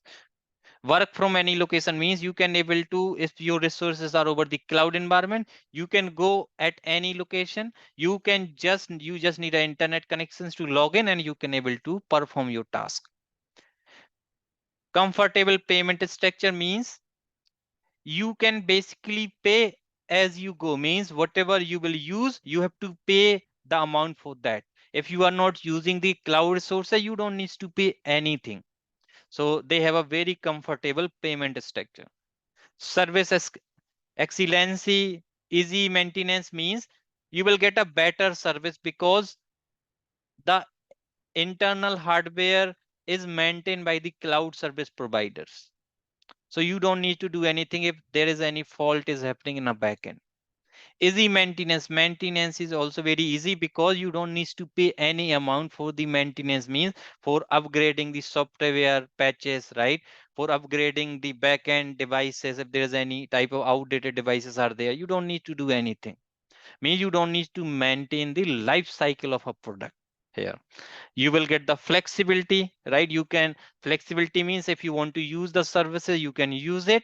If you want to destroy, you can destroy it, means they are very flexible. Economical and security means you will get the security, and they are very, very economical, means you don't need to pay any upfront amount to them. You can just pay some small amount, and you can start their services. They are highly available because their data center is spread across the globe, means in most of, like they have their data centers into multiple countries at multiple locations, so they are highly available. Auto scaling is possible. Whenever you needed more resources, you can automate these things. So if there is a high traffic is coming in your environment, then they will launch some additional resources. When that traffic went down, they will destroy the additional resources. So auto scaling is there. Scalability is there, means you can scale in and you can scale down. So these are the features which are available in your cloud providers. Like, so as I have mentioned, these are the main characteristics: resource pooling, on-demand self-service, easy maintenance, scalability and rapid elasticity, economical, measure and reporting service, security, automation, availability, large network access, right? So these are the main features, a main characteristic. I've taken these particular slides from internet, so you can also read these particular slides. Okay.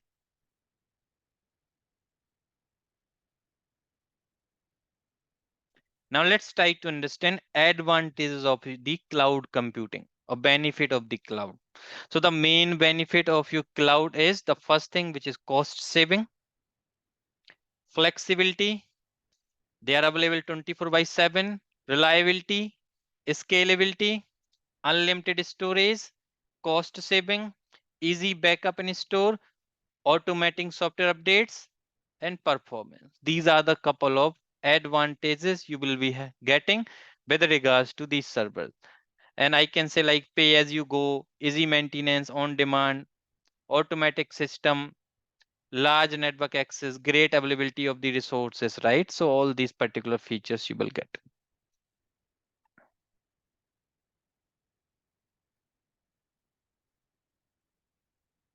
So with regards to benefit, cost saving and lower infrastructure price means you, let's suppose if you as a startup company, you don't need to basically invest lots of amount to build the infrastructure.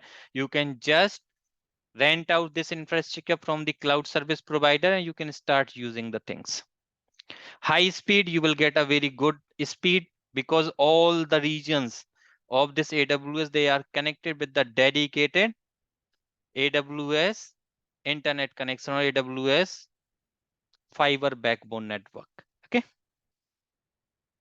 Nearly unlimited storage space. You will get the unlimited storage space if you need it. automatic software updates and integration, reliability, mobility, all these like pay as you go, quick deployment, security, flexibility, expand IT resources, easy management, right? All these are the benefits you are getting with regards to the cloud network if you are using. There are a couple of disadvantages also there with regards to cloud. Operating from cloud to on premises means, let's see, whenever you will move your resources from on-prem to the cloud, there are a couple of challenges you will face, right? You need a skilled person who has a good understanding of these cloud environments to maintain, to install, to migrate your servers, right? Sometimes there is a downtime because see, by end of the day, we are we are spinning the virtual machines over the cloud service provider devices, right? So maybe these provider devices, they have a networking infrastructure, right? So what happens sometime these cloud service providers, they need to perform some task of some type of, you can say, cleanup of the networking devices and all, right? So they need a downtime. Let's say they wants to replace a router, they needs to replace a switch, or they needs to upgrade the firewall and all, right? So there are sometimes little bit downtime. Restricted control means what will happen? You will not get the access of the hypervisor. You will not get the access of servers. You will only have the access of the VM which you have installed. So there is a restricted control means half of the control is available with the user, half of the control with the cloud service provider. They have a rigid contracts, requires a strong good internet connection. With the strong band means you need a good internet connections, right? Limited control of the infrastructure, as I have mentioned, we have a limited control. We just have a access of upper layer or the surface layer. We don't have a access of the lower layer devices and all, right? Ongoing cost, security. Some, let's suppose if your application have a, some critical data, right, which is very very critical for you, then there's a security issues, vendor lock-in, technical issues, understanding costs, slower backup and restore, right? Varied performances, no redundancy, vulnerability to attacks, may not get all features, bandwidth issues, right? So these are the couple of disadvantages. But I can say one thing. See, cloud service providers, they are working very hard to basically overcome all these type of disadvantages which are available here. Most of them is solved if you are using AWS or you are using Azure or you are using GCP. Okay, most of the issues has been resolved.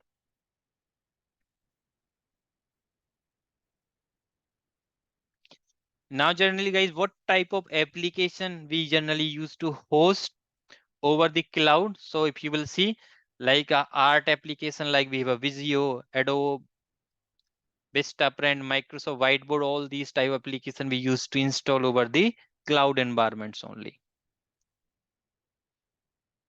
File storage platform like Mediafire, Hotfile, Rapid Share, all these type of file related application we use to host. Image editing application, Footer, Adobe Creative Cloud, right? Data storage application like Dropbox, OneDrive Box, Mozi, Google Suites, all these applications are running over the cloud environments only. Antivirus application like Kaspersky endpoint protection, Sophos endpoint protection, right? Entertainment application and OTT application like Netflix, Prime Videos, Hotstar. Meeting application like Zoom, GoToMeeting, Teams, Webex. Social media like Facebook, Yammer, Twitter, LinkedIn, accounting and account application and management application, GPS application, e-commerce application, like Amazon, eBay, all these type of application is hosted over the cloud environments only. There is one question is came, what is vendor lock? Vendor lock means, see, whatever devices you may get, maybe you will not get the root access of these devices, right? Maybe you will not get the access of backend devices, right? That is known as vendor lock-in.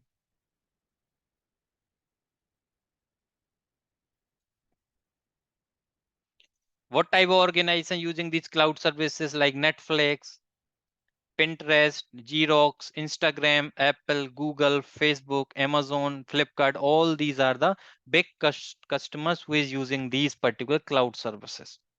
Okay. Now, guys, let's take a break for 5 minutes, and after that, we will continue with the virtualization.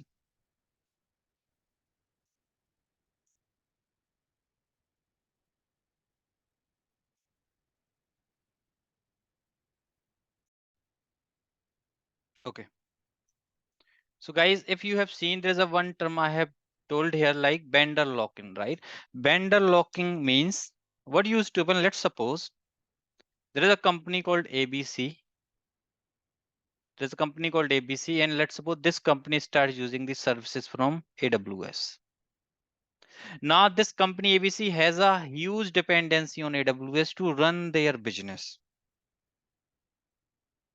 And let's suppose now if this ABC company wants to migrate from AWS cloud to the Azure cloud, but it has a huge dependency over the AWS cloud to run their business, and he is not able to migrate towards the another cloud. That is known as vendor lock-in. Okay.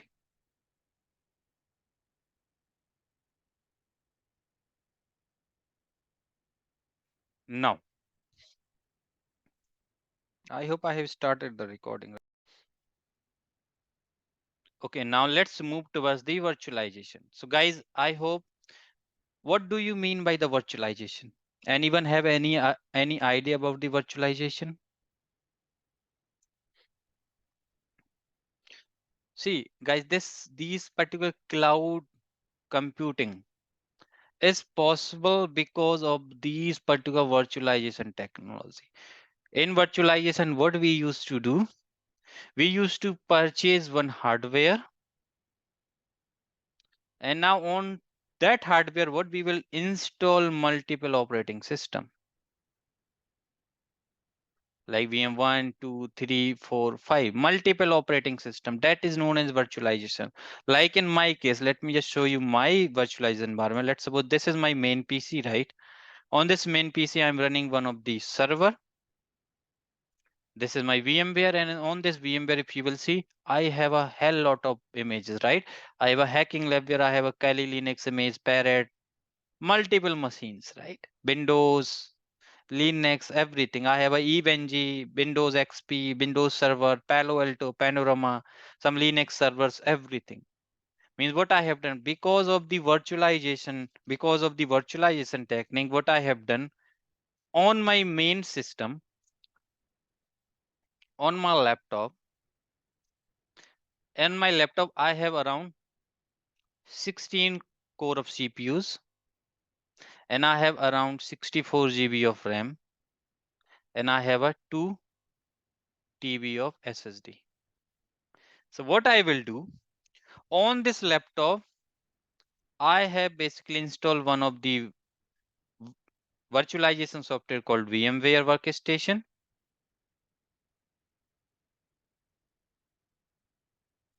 Now on this VMware Workstation, what I have, let's suppose I have installed one Palo Alto firewall. Let's suppose I have installed one Kali Linux. I have installed one Windows server. I have installed one of the Linux server.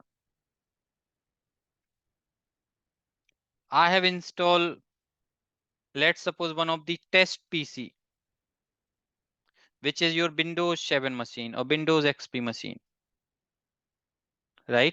And now all these particular machines, these particular VMs which I have installed or which I have deployed or which I have spent over this particular on this laptop with the help of this VMware software, and what these machines they are using these particular resources, 16 CPU, 64 GB of RAM and 2 TB SSD. I can divide, I can give here for firewall, I can give 4 CPU, and I can give around 8 GB of RAM, and I can give like 100 GB of storage for SSD. For Kali Linux, I can give one CPU.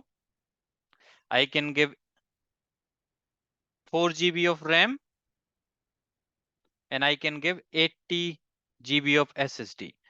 Means all these particular resources is now shared between these particular virtual machine. That is known as virtualization. So virtualization is a technique, is a technology which allow us to install, to run multiple type of operating system into the virtualized environment. Okay, so virtualization in cloud computing, virtualization is a technique which allows to share a single physical instance of a resource or an application among multiple customer organization.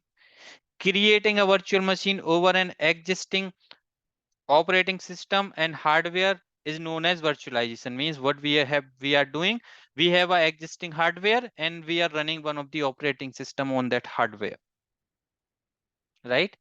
And what we are on this top of this operating system, we are installing one of the hypervisor. Hypervisor is a virtualization software, and on top of this hypervisor we are running the virtual machines. And our virtual machine provides an environment that is logically separated from the underlying hardwares. Okay, virtualization play a very important role in the cloud computing technology. Normally in the cloud computing, users share the data present in the cloud like application etc, but actually with the help of virtualization, user shares the infrastructure. Means whatever infrastructure you will get, everything is virtualized. Okay, and if you will see here on, I have shown the example of my setup, but if you will go here, if you will check in this particular diagram, if you will see, I have a hardware. In this hardware, what I have a CPU, I have a RAM, I have a SSD, and I have a network card. Now on this hardware, what I have installed one of the operating system. Let's say I have installed Windows 10 as operating system, and on top of this Windows 10 operating system, I have installed one of the hypervisor, which is VMware workstation.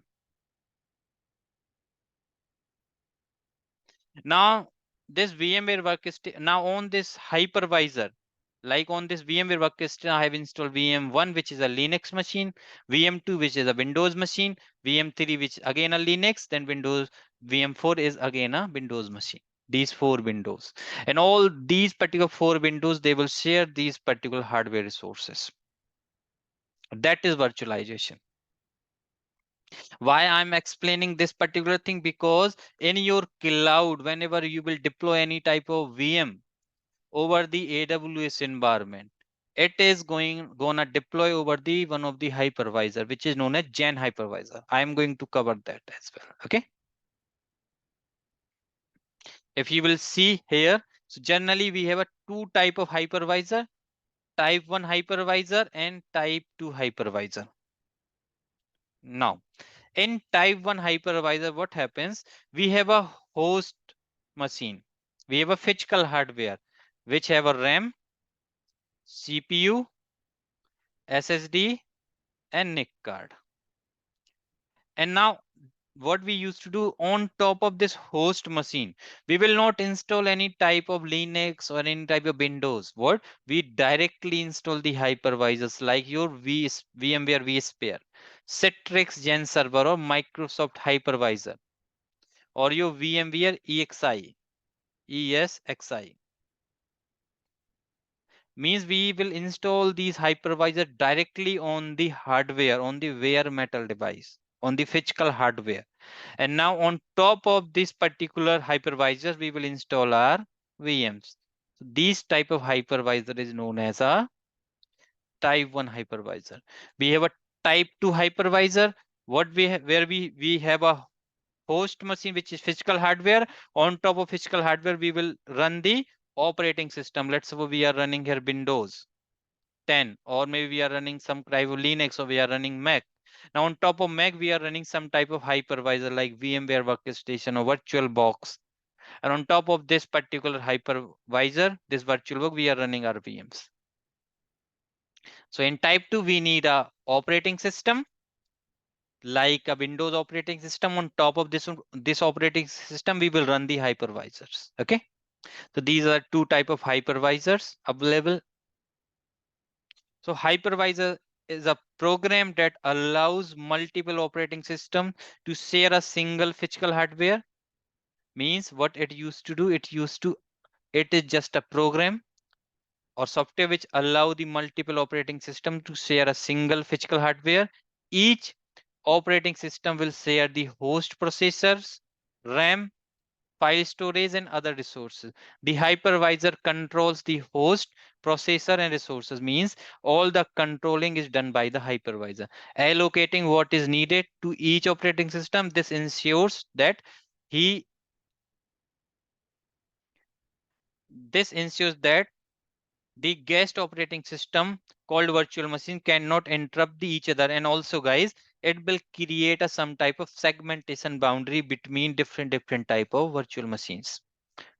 What is a cloud hypervisor? A cloud hypervisor is a software solution that enables you to share the physical computing and memory resources of a cloud provider across multiple virtual machines. So this is the example of your cloud hypervisor. Cloud hypervisor allows the single physical servers to run multiple guest virtual machines. These VMs each have their own operating systems that run independently and are logical separate from each other. Now guys, there is a one big difference between container and hypervisor. Just remember, containers and hypervisors are involved in making application faster and highly efficient.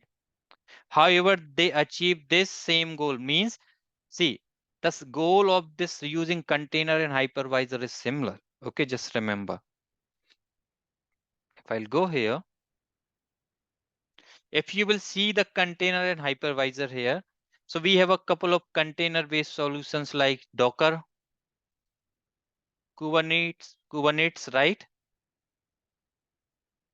Now, so what happens basically when you have a hypervisor? So what this hypervisor we used to run on a physical hardware, we used to run the hypervisor, and on top of hypervisor, we used to run the guest operating system. Then we used to run the necessary binaries and softwares, and we will run the necessary application.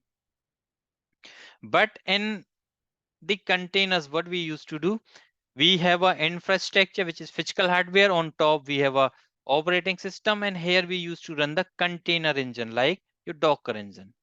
On top of this Docker engine, we are directly creating this particular application. So we not needed any type of guest operating system here, just remember. So that's the main difference between hypervisor and containers. But by end of the day, what we are getting the application up and running.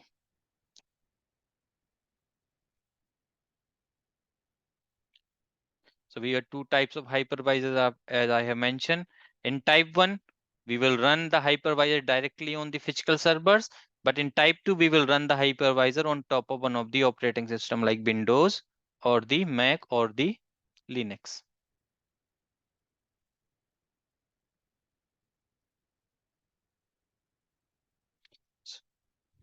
So type 1 hyper, like most common enterprise data centers, a type 1 hypervisor replace the host operating system. Means in type 1, we don't have a host operating system and lies right on the top of the hardware. For this reason, type 1 hypervisor are also called bare metal hypervisors or embedded hypervisors. There are a couple of examples for type 1 hypervisor like your vSphere, ESXi, ESX. All these are the hypervisor from VMware. Then we have Microsoft Hyper-V, Gen, Citrix Gen, right? Or Oracle VMware and the Citrix hypervisor. So these are the couple of examples for type 1. In type 2 hypervisors, what we need to run these type 2 hypervisor on top of guest operating system. So a type 2 hypervisor hosted running as a software on the OS, which in turn runs on the physical hardware. This form of hypervisor is typically used to run the multiple operating system on one personal computer, such as to enable the users to boot into either Windows or Linux machines. Type 2 hypervisors are like your VMware Workstation, VMware Fusion, Oracle VirtualBox, Oracle Solaris Jones, Oracle VM Server for 6x860 bit architecture.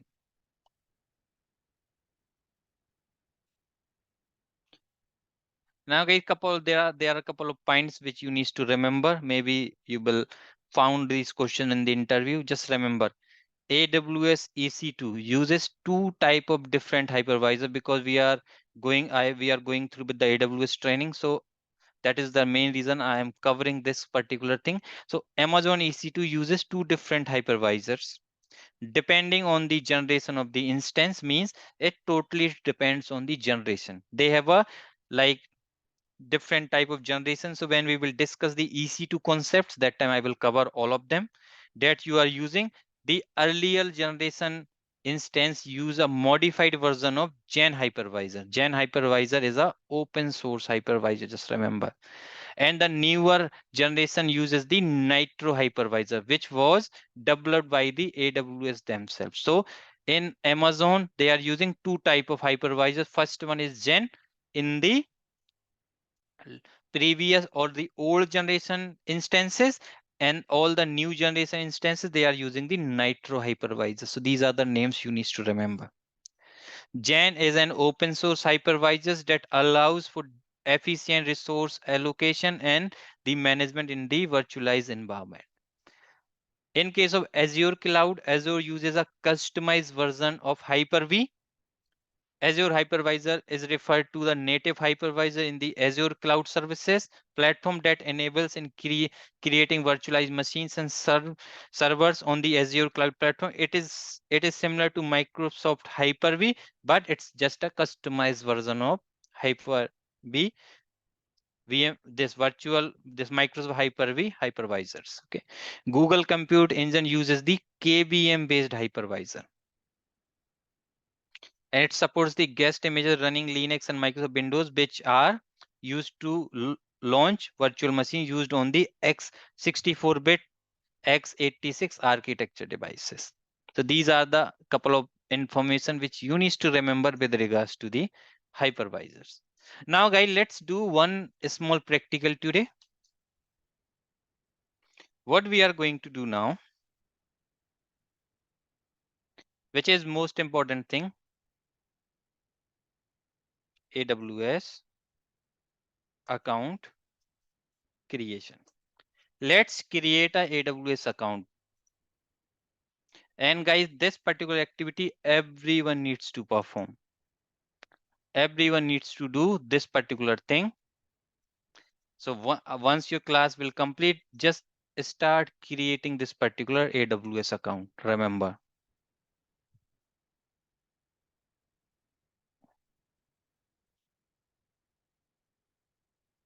If you have already you have account, then you don't need to create. That's it.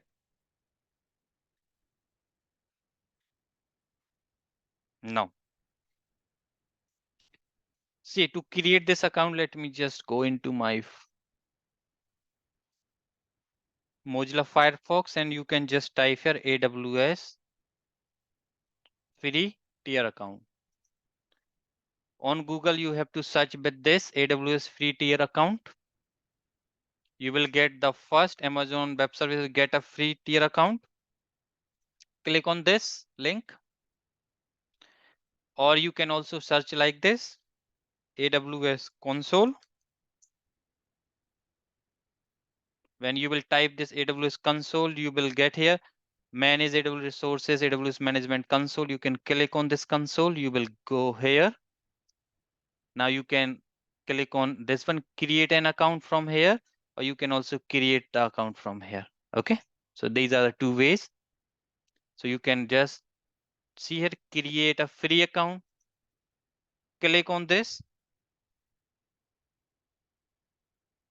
Now see, it will basically take you to this particular place. Now, guys, when you will create this particular account, so generally what we will always create a free tier account. Just remember, Okay, because if you will check this particular URL, if you visit this particular URL, you will able to see all the free services. What are the free services which is offered by the AWS, and we will use these services. So it will not, we don't need to pay lots of bills, right? So three type of offers: free trials, right? 12 months, always free, right? You can able to check the services like compute service. You will get 750 hours of free EC2 compute you can utilize for 12 months. Storage, 5 GB of storage you can utilize in S3, right? Database, all these things you can basically check out here. You will able to get the long list. Okay, so these are the free services which we want to explore. Okay, now I'll go here. So you have to mention root user email ID. So you have to mention one email ID here. So let me just use one of the email ID because I already have two accounts. So I will just create one dummy account today. So what I can use this particular email ID, which is help.cnets.com.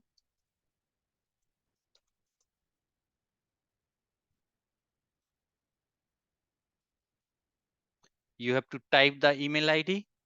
You can put the account name.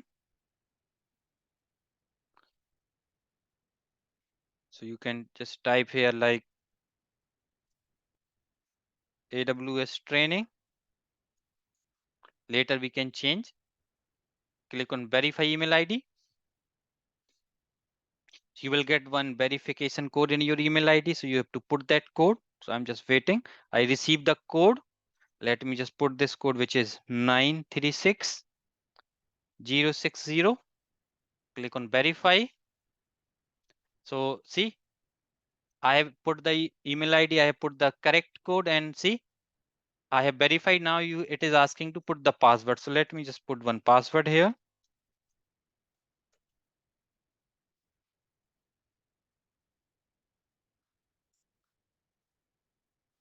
So I will put one password.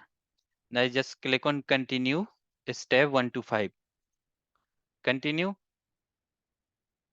Not, I don't want to save here. Okay, now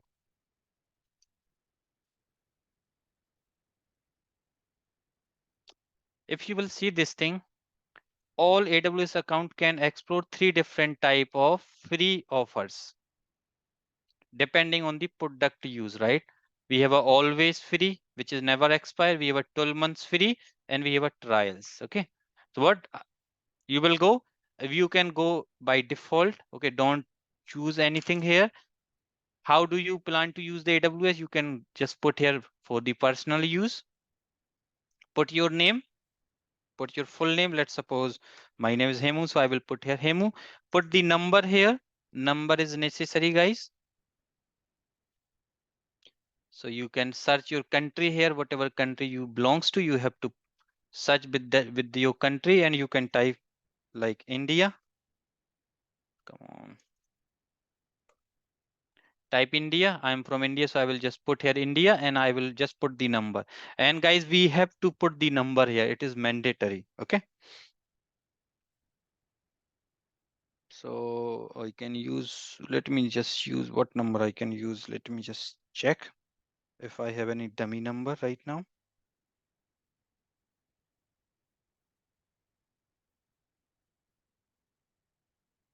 Yeah, I can use one of the number.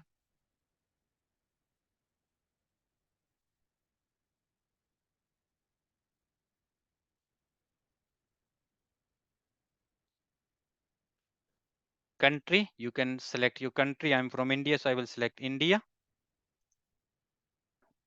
Address, you can put your address. Let me just put my address.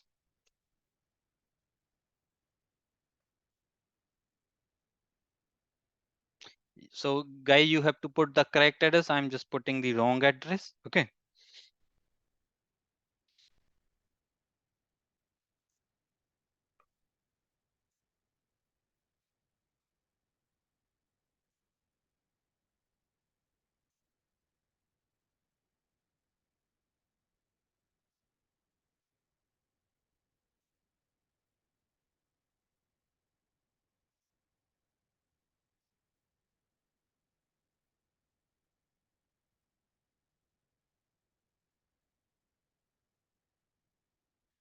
Select this option. I have read and agree to terms and condition. Continue to the next step.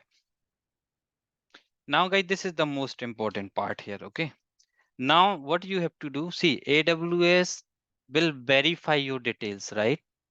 So what you have to put your credit card details, either a debit card details, and they will accept the Visa, Master, American Express, and Rupee card. Even though guys, you can also use the virtual card as well. Nowadays, lots of banks they used to create a virtual cards, right? So you can utilize these cards as well.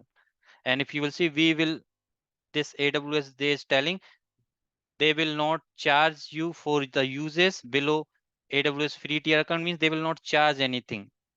If you are using the free services, they will not charge. We may temporary hold up to 1 USD, means sometime they used to hold 1 USD, an equivalent amount in your local currency as per the pending transaction for 3 to 5 days. So what they will do, if you are from India and if you will create this account, what they will basically charge around 2 INR just for the validation purpose, and you will get this 2 INR as a refund as well. And guys, make sure when you are entering your card details, you have to make sure you have enabled the online transactions. Means online transaction is enabled in your card. Sometime we used to disable these transactions, right? So that time, in that case, this thing will not work. Okay, we have to put the card details. You can use debit, credit card, put the expiry date and all, put the CVV number, card holder details, right?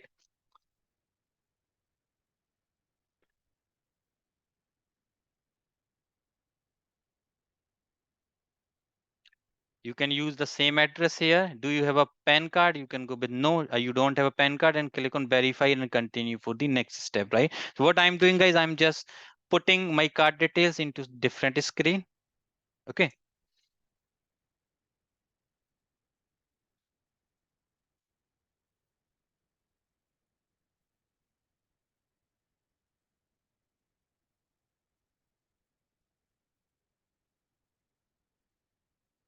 So I'm just entering the card details here.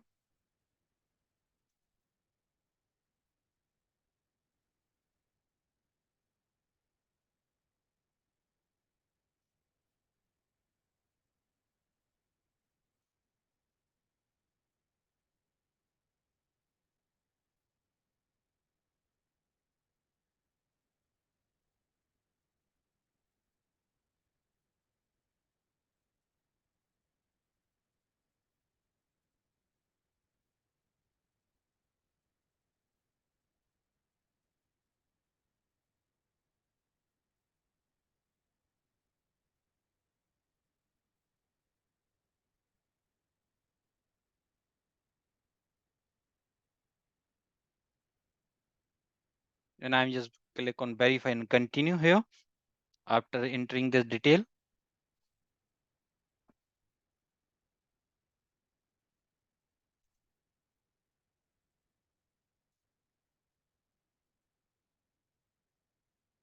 Now you can see you have to put the OTP and all. So you will get that OTP generally in your phone. So like I have received my OTP.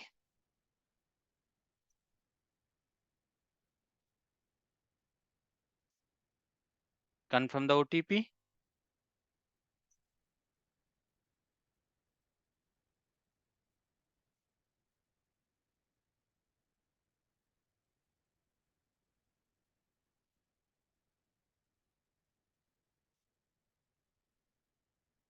What happening? Just give me 1 second. Let me just, okay, I think I was putting the wrong OTP.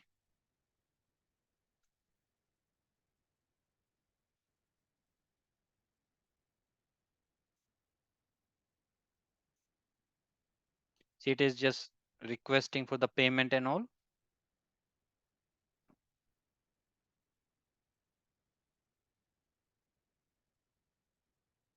So if there is any issue, guys, looks like this on this card, I have just disabled the international transactions. So I need to use the different card. Okay, let me just do that. I can use this card then. Okay.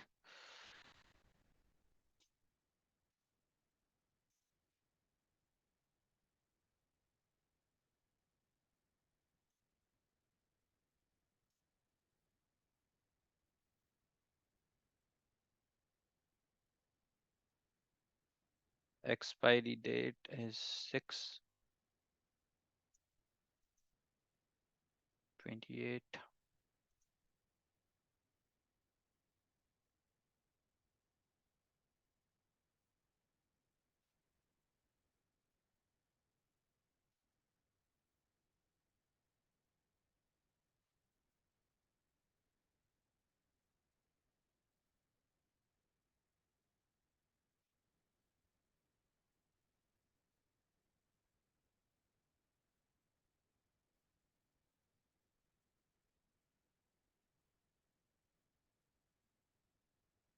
See, now it is asking me to put put the OTP, so I'm just waiting for that OTP. I have got the OTP.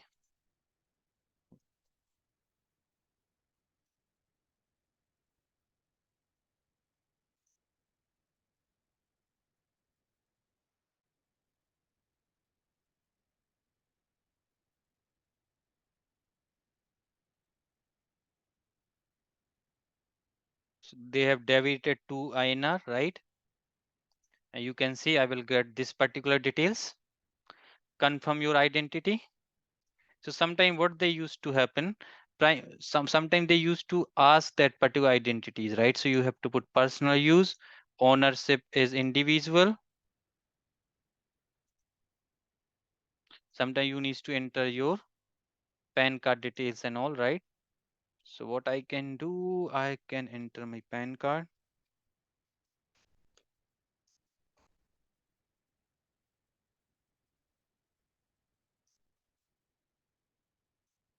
Continue.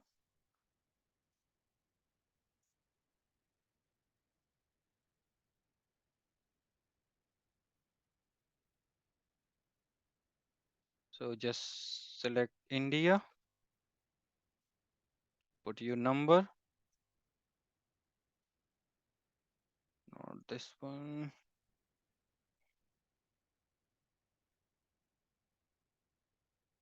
9289532243.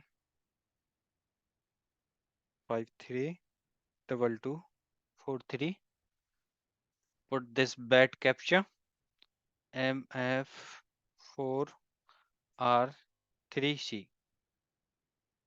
Send SMS. You will get the SMS here.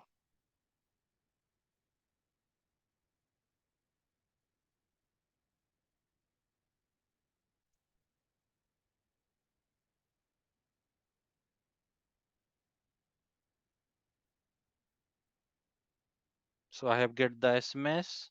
So I will get this OTP.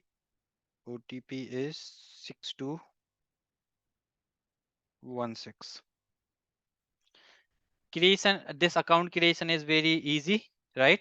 You can go, you can select this basic support.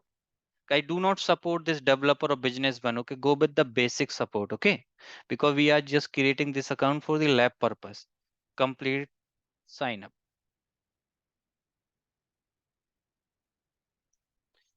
And you will get this congratulations. Thank you for signing up for AWS. We are activating your account, which should only take a few minutes. You will receive an email when this will complete, right? You can go into this AWS console. Let me just check if I have received the email. So sometime guy you used to get the email right away. Sometime it will take little bit time. So in my case, so I got one email like your Amazon Web Service account is ready to start in. I can click on sign in.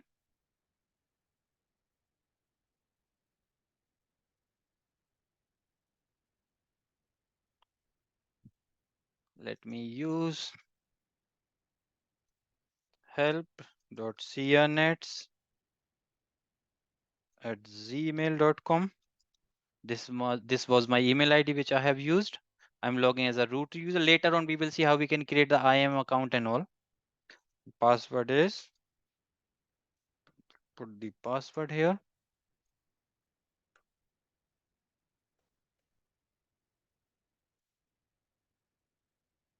Let me save my password. And here we go. My account is created, guys. So anyone have any questions in creating this account? Any problem with the process? It's just a step-by-step process. Okay, you don't need to do here and there. If you will follow the instructions, you can able to create this particular account. Now if you will go and if you will check, you can able to see all your services here. Click on all services, you can able to see all the services. And right now you can see I have got my account name is AWS training. This is my account ID. Later on we will see the billing and cost management, everything I will cover. So generally if you will go here, you can go, let me skip the tool. Let me just tell you one thing. If you will go here, if you will click on billing and cost management, it will basically take you towards this particular place. Okay, you can go, you can check into the bill section here. You can able to see the bills. If there is any billing is available right now, you can see billing is 0 USD. So guys, now let me tell you one thing. See, when you will create the account, you can use this account for 30 days. In 30 days, let's suppose you will get a bill of 500 INR. You can write an email to AWS. You are just a student and you are exploring this AWS for learning purpose. What they will do, they will waive off this particular amount.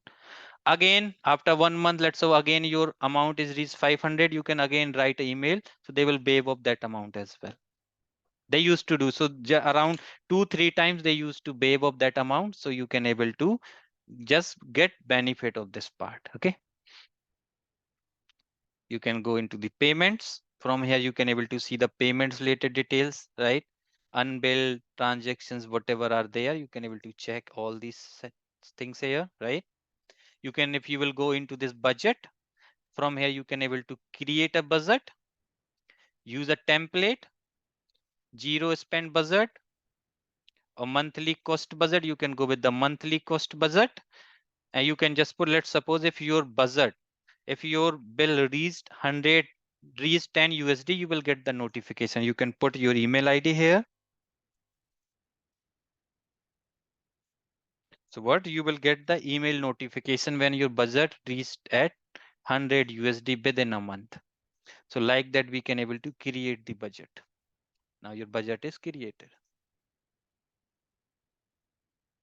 If you will check the free tier here detail, you can able to see the free tier detail. Let me just go because we have a time. So let me just log into my main AWS account, which is here. And if I will go here into the billing and cost management,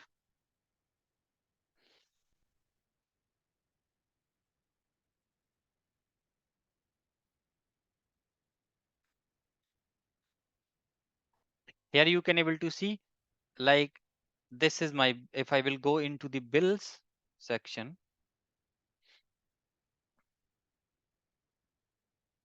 right now you can see I have a build of around 0.059 USD, even though it's not 1 USD, right? And you can expand the payment details and all, right? You will get the details like which service is taking how many amount, how much amount, right? So you can able to see everything here. And if I'll go here and if I will just check my budget just for January month, in January month I have get a budget, I have get around bill of 16 USD. Why I have get this? Because I have purchased one of the domain. I have purchased one domain, for that I have paid around 13 USD, right? Otherwise I was using multiple services and I used to get a like bill for $10 or $20 or $15 in a month maximum. Okay, so you can able to basically see all these things, which service, why you have paid, because I'm using this route 53 as well, right? So that's why I have to pay around half USD for a month to use this route 53. Then this is for virtual private gateway, right? Then in BPC, which service I have used couple of services, right? So that is the reason they have charged me that much amount. Then data transfer charges, CloudWatch, Elastic Compute charges, right? You can able to see everything.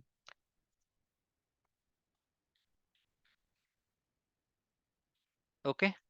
And guys, if you want to see what are the services available over the AWS console, you can able to see. I see I have basically highlighted the BPC service, EC2, S3, BPC, which is your virtual private cloud. EC2 is your elastic compute. S3, which is storage, Route 53, which is DNS, then RDS, which is relational database, IAM, which is identity access management, certificate manager, which is your certificate service like ACM, A- AWS certificate manager, right? So you can able to go into these services. If you will go here, you can basically look for other services and you can make the favorite, like make this AWS resource manager as a favorite, auto scaling as a favorite service, right? AWS private service authority as a favorite service. So you can able to see these services here directly. Okay. And you can also search the services, like you can search with the name. Let's suppose you want to search the database services, type here database, you can able to see we have a DynamoDB, RDS, right? All the database related services. Okay, so this is the section where if you will click on all services, you can able to see all services are available. These are the services which is offered by the AWS.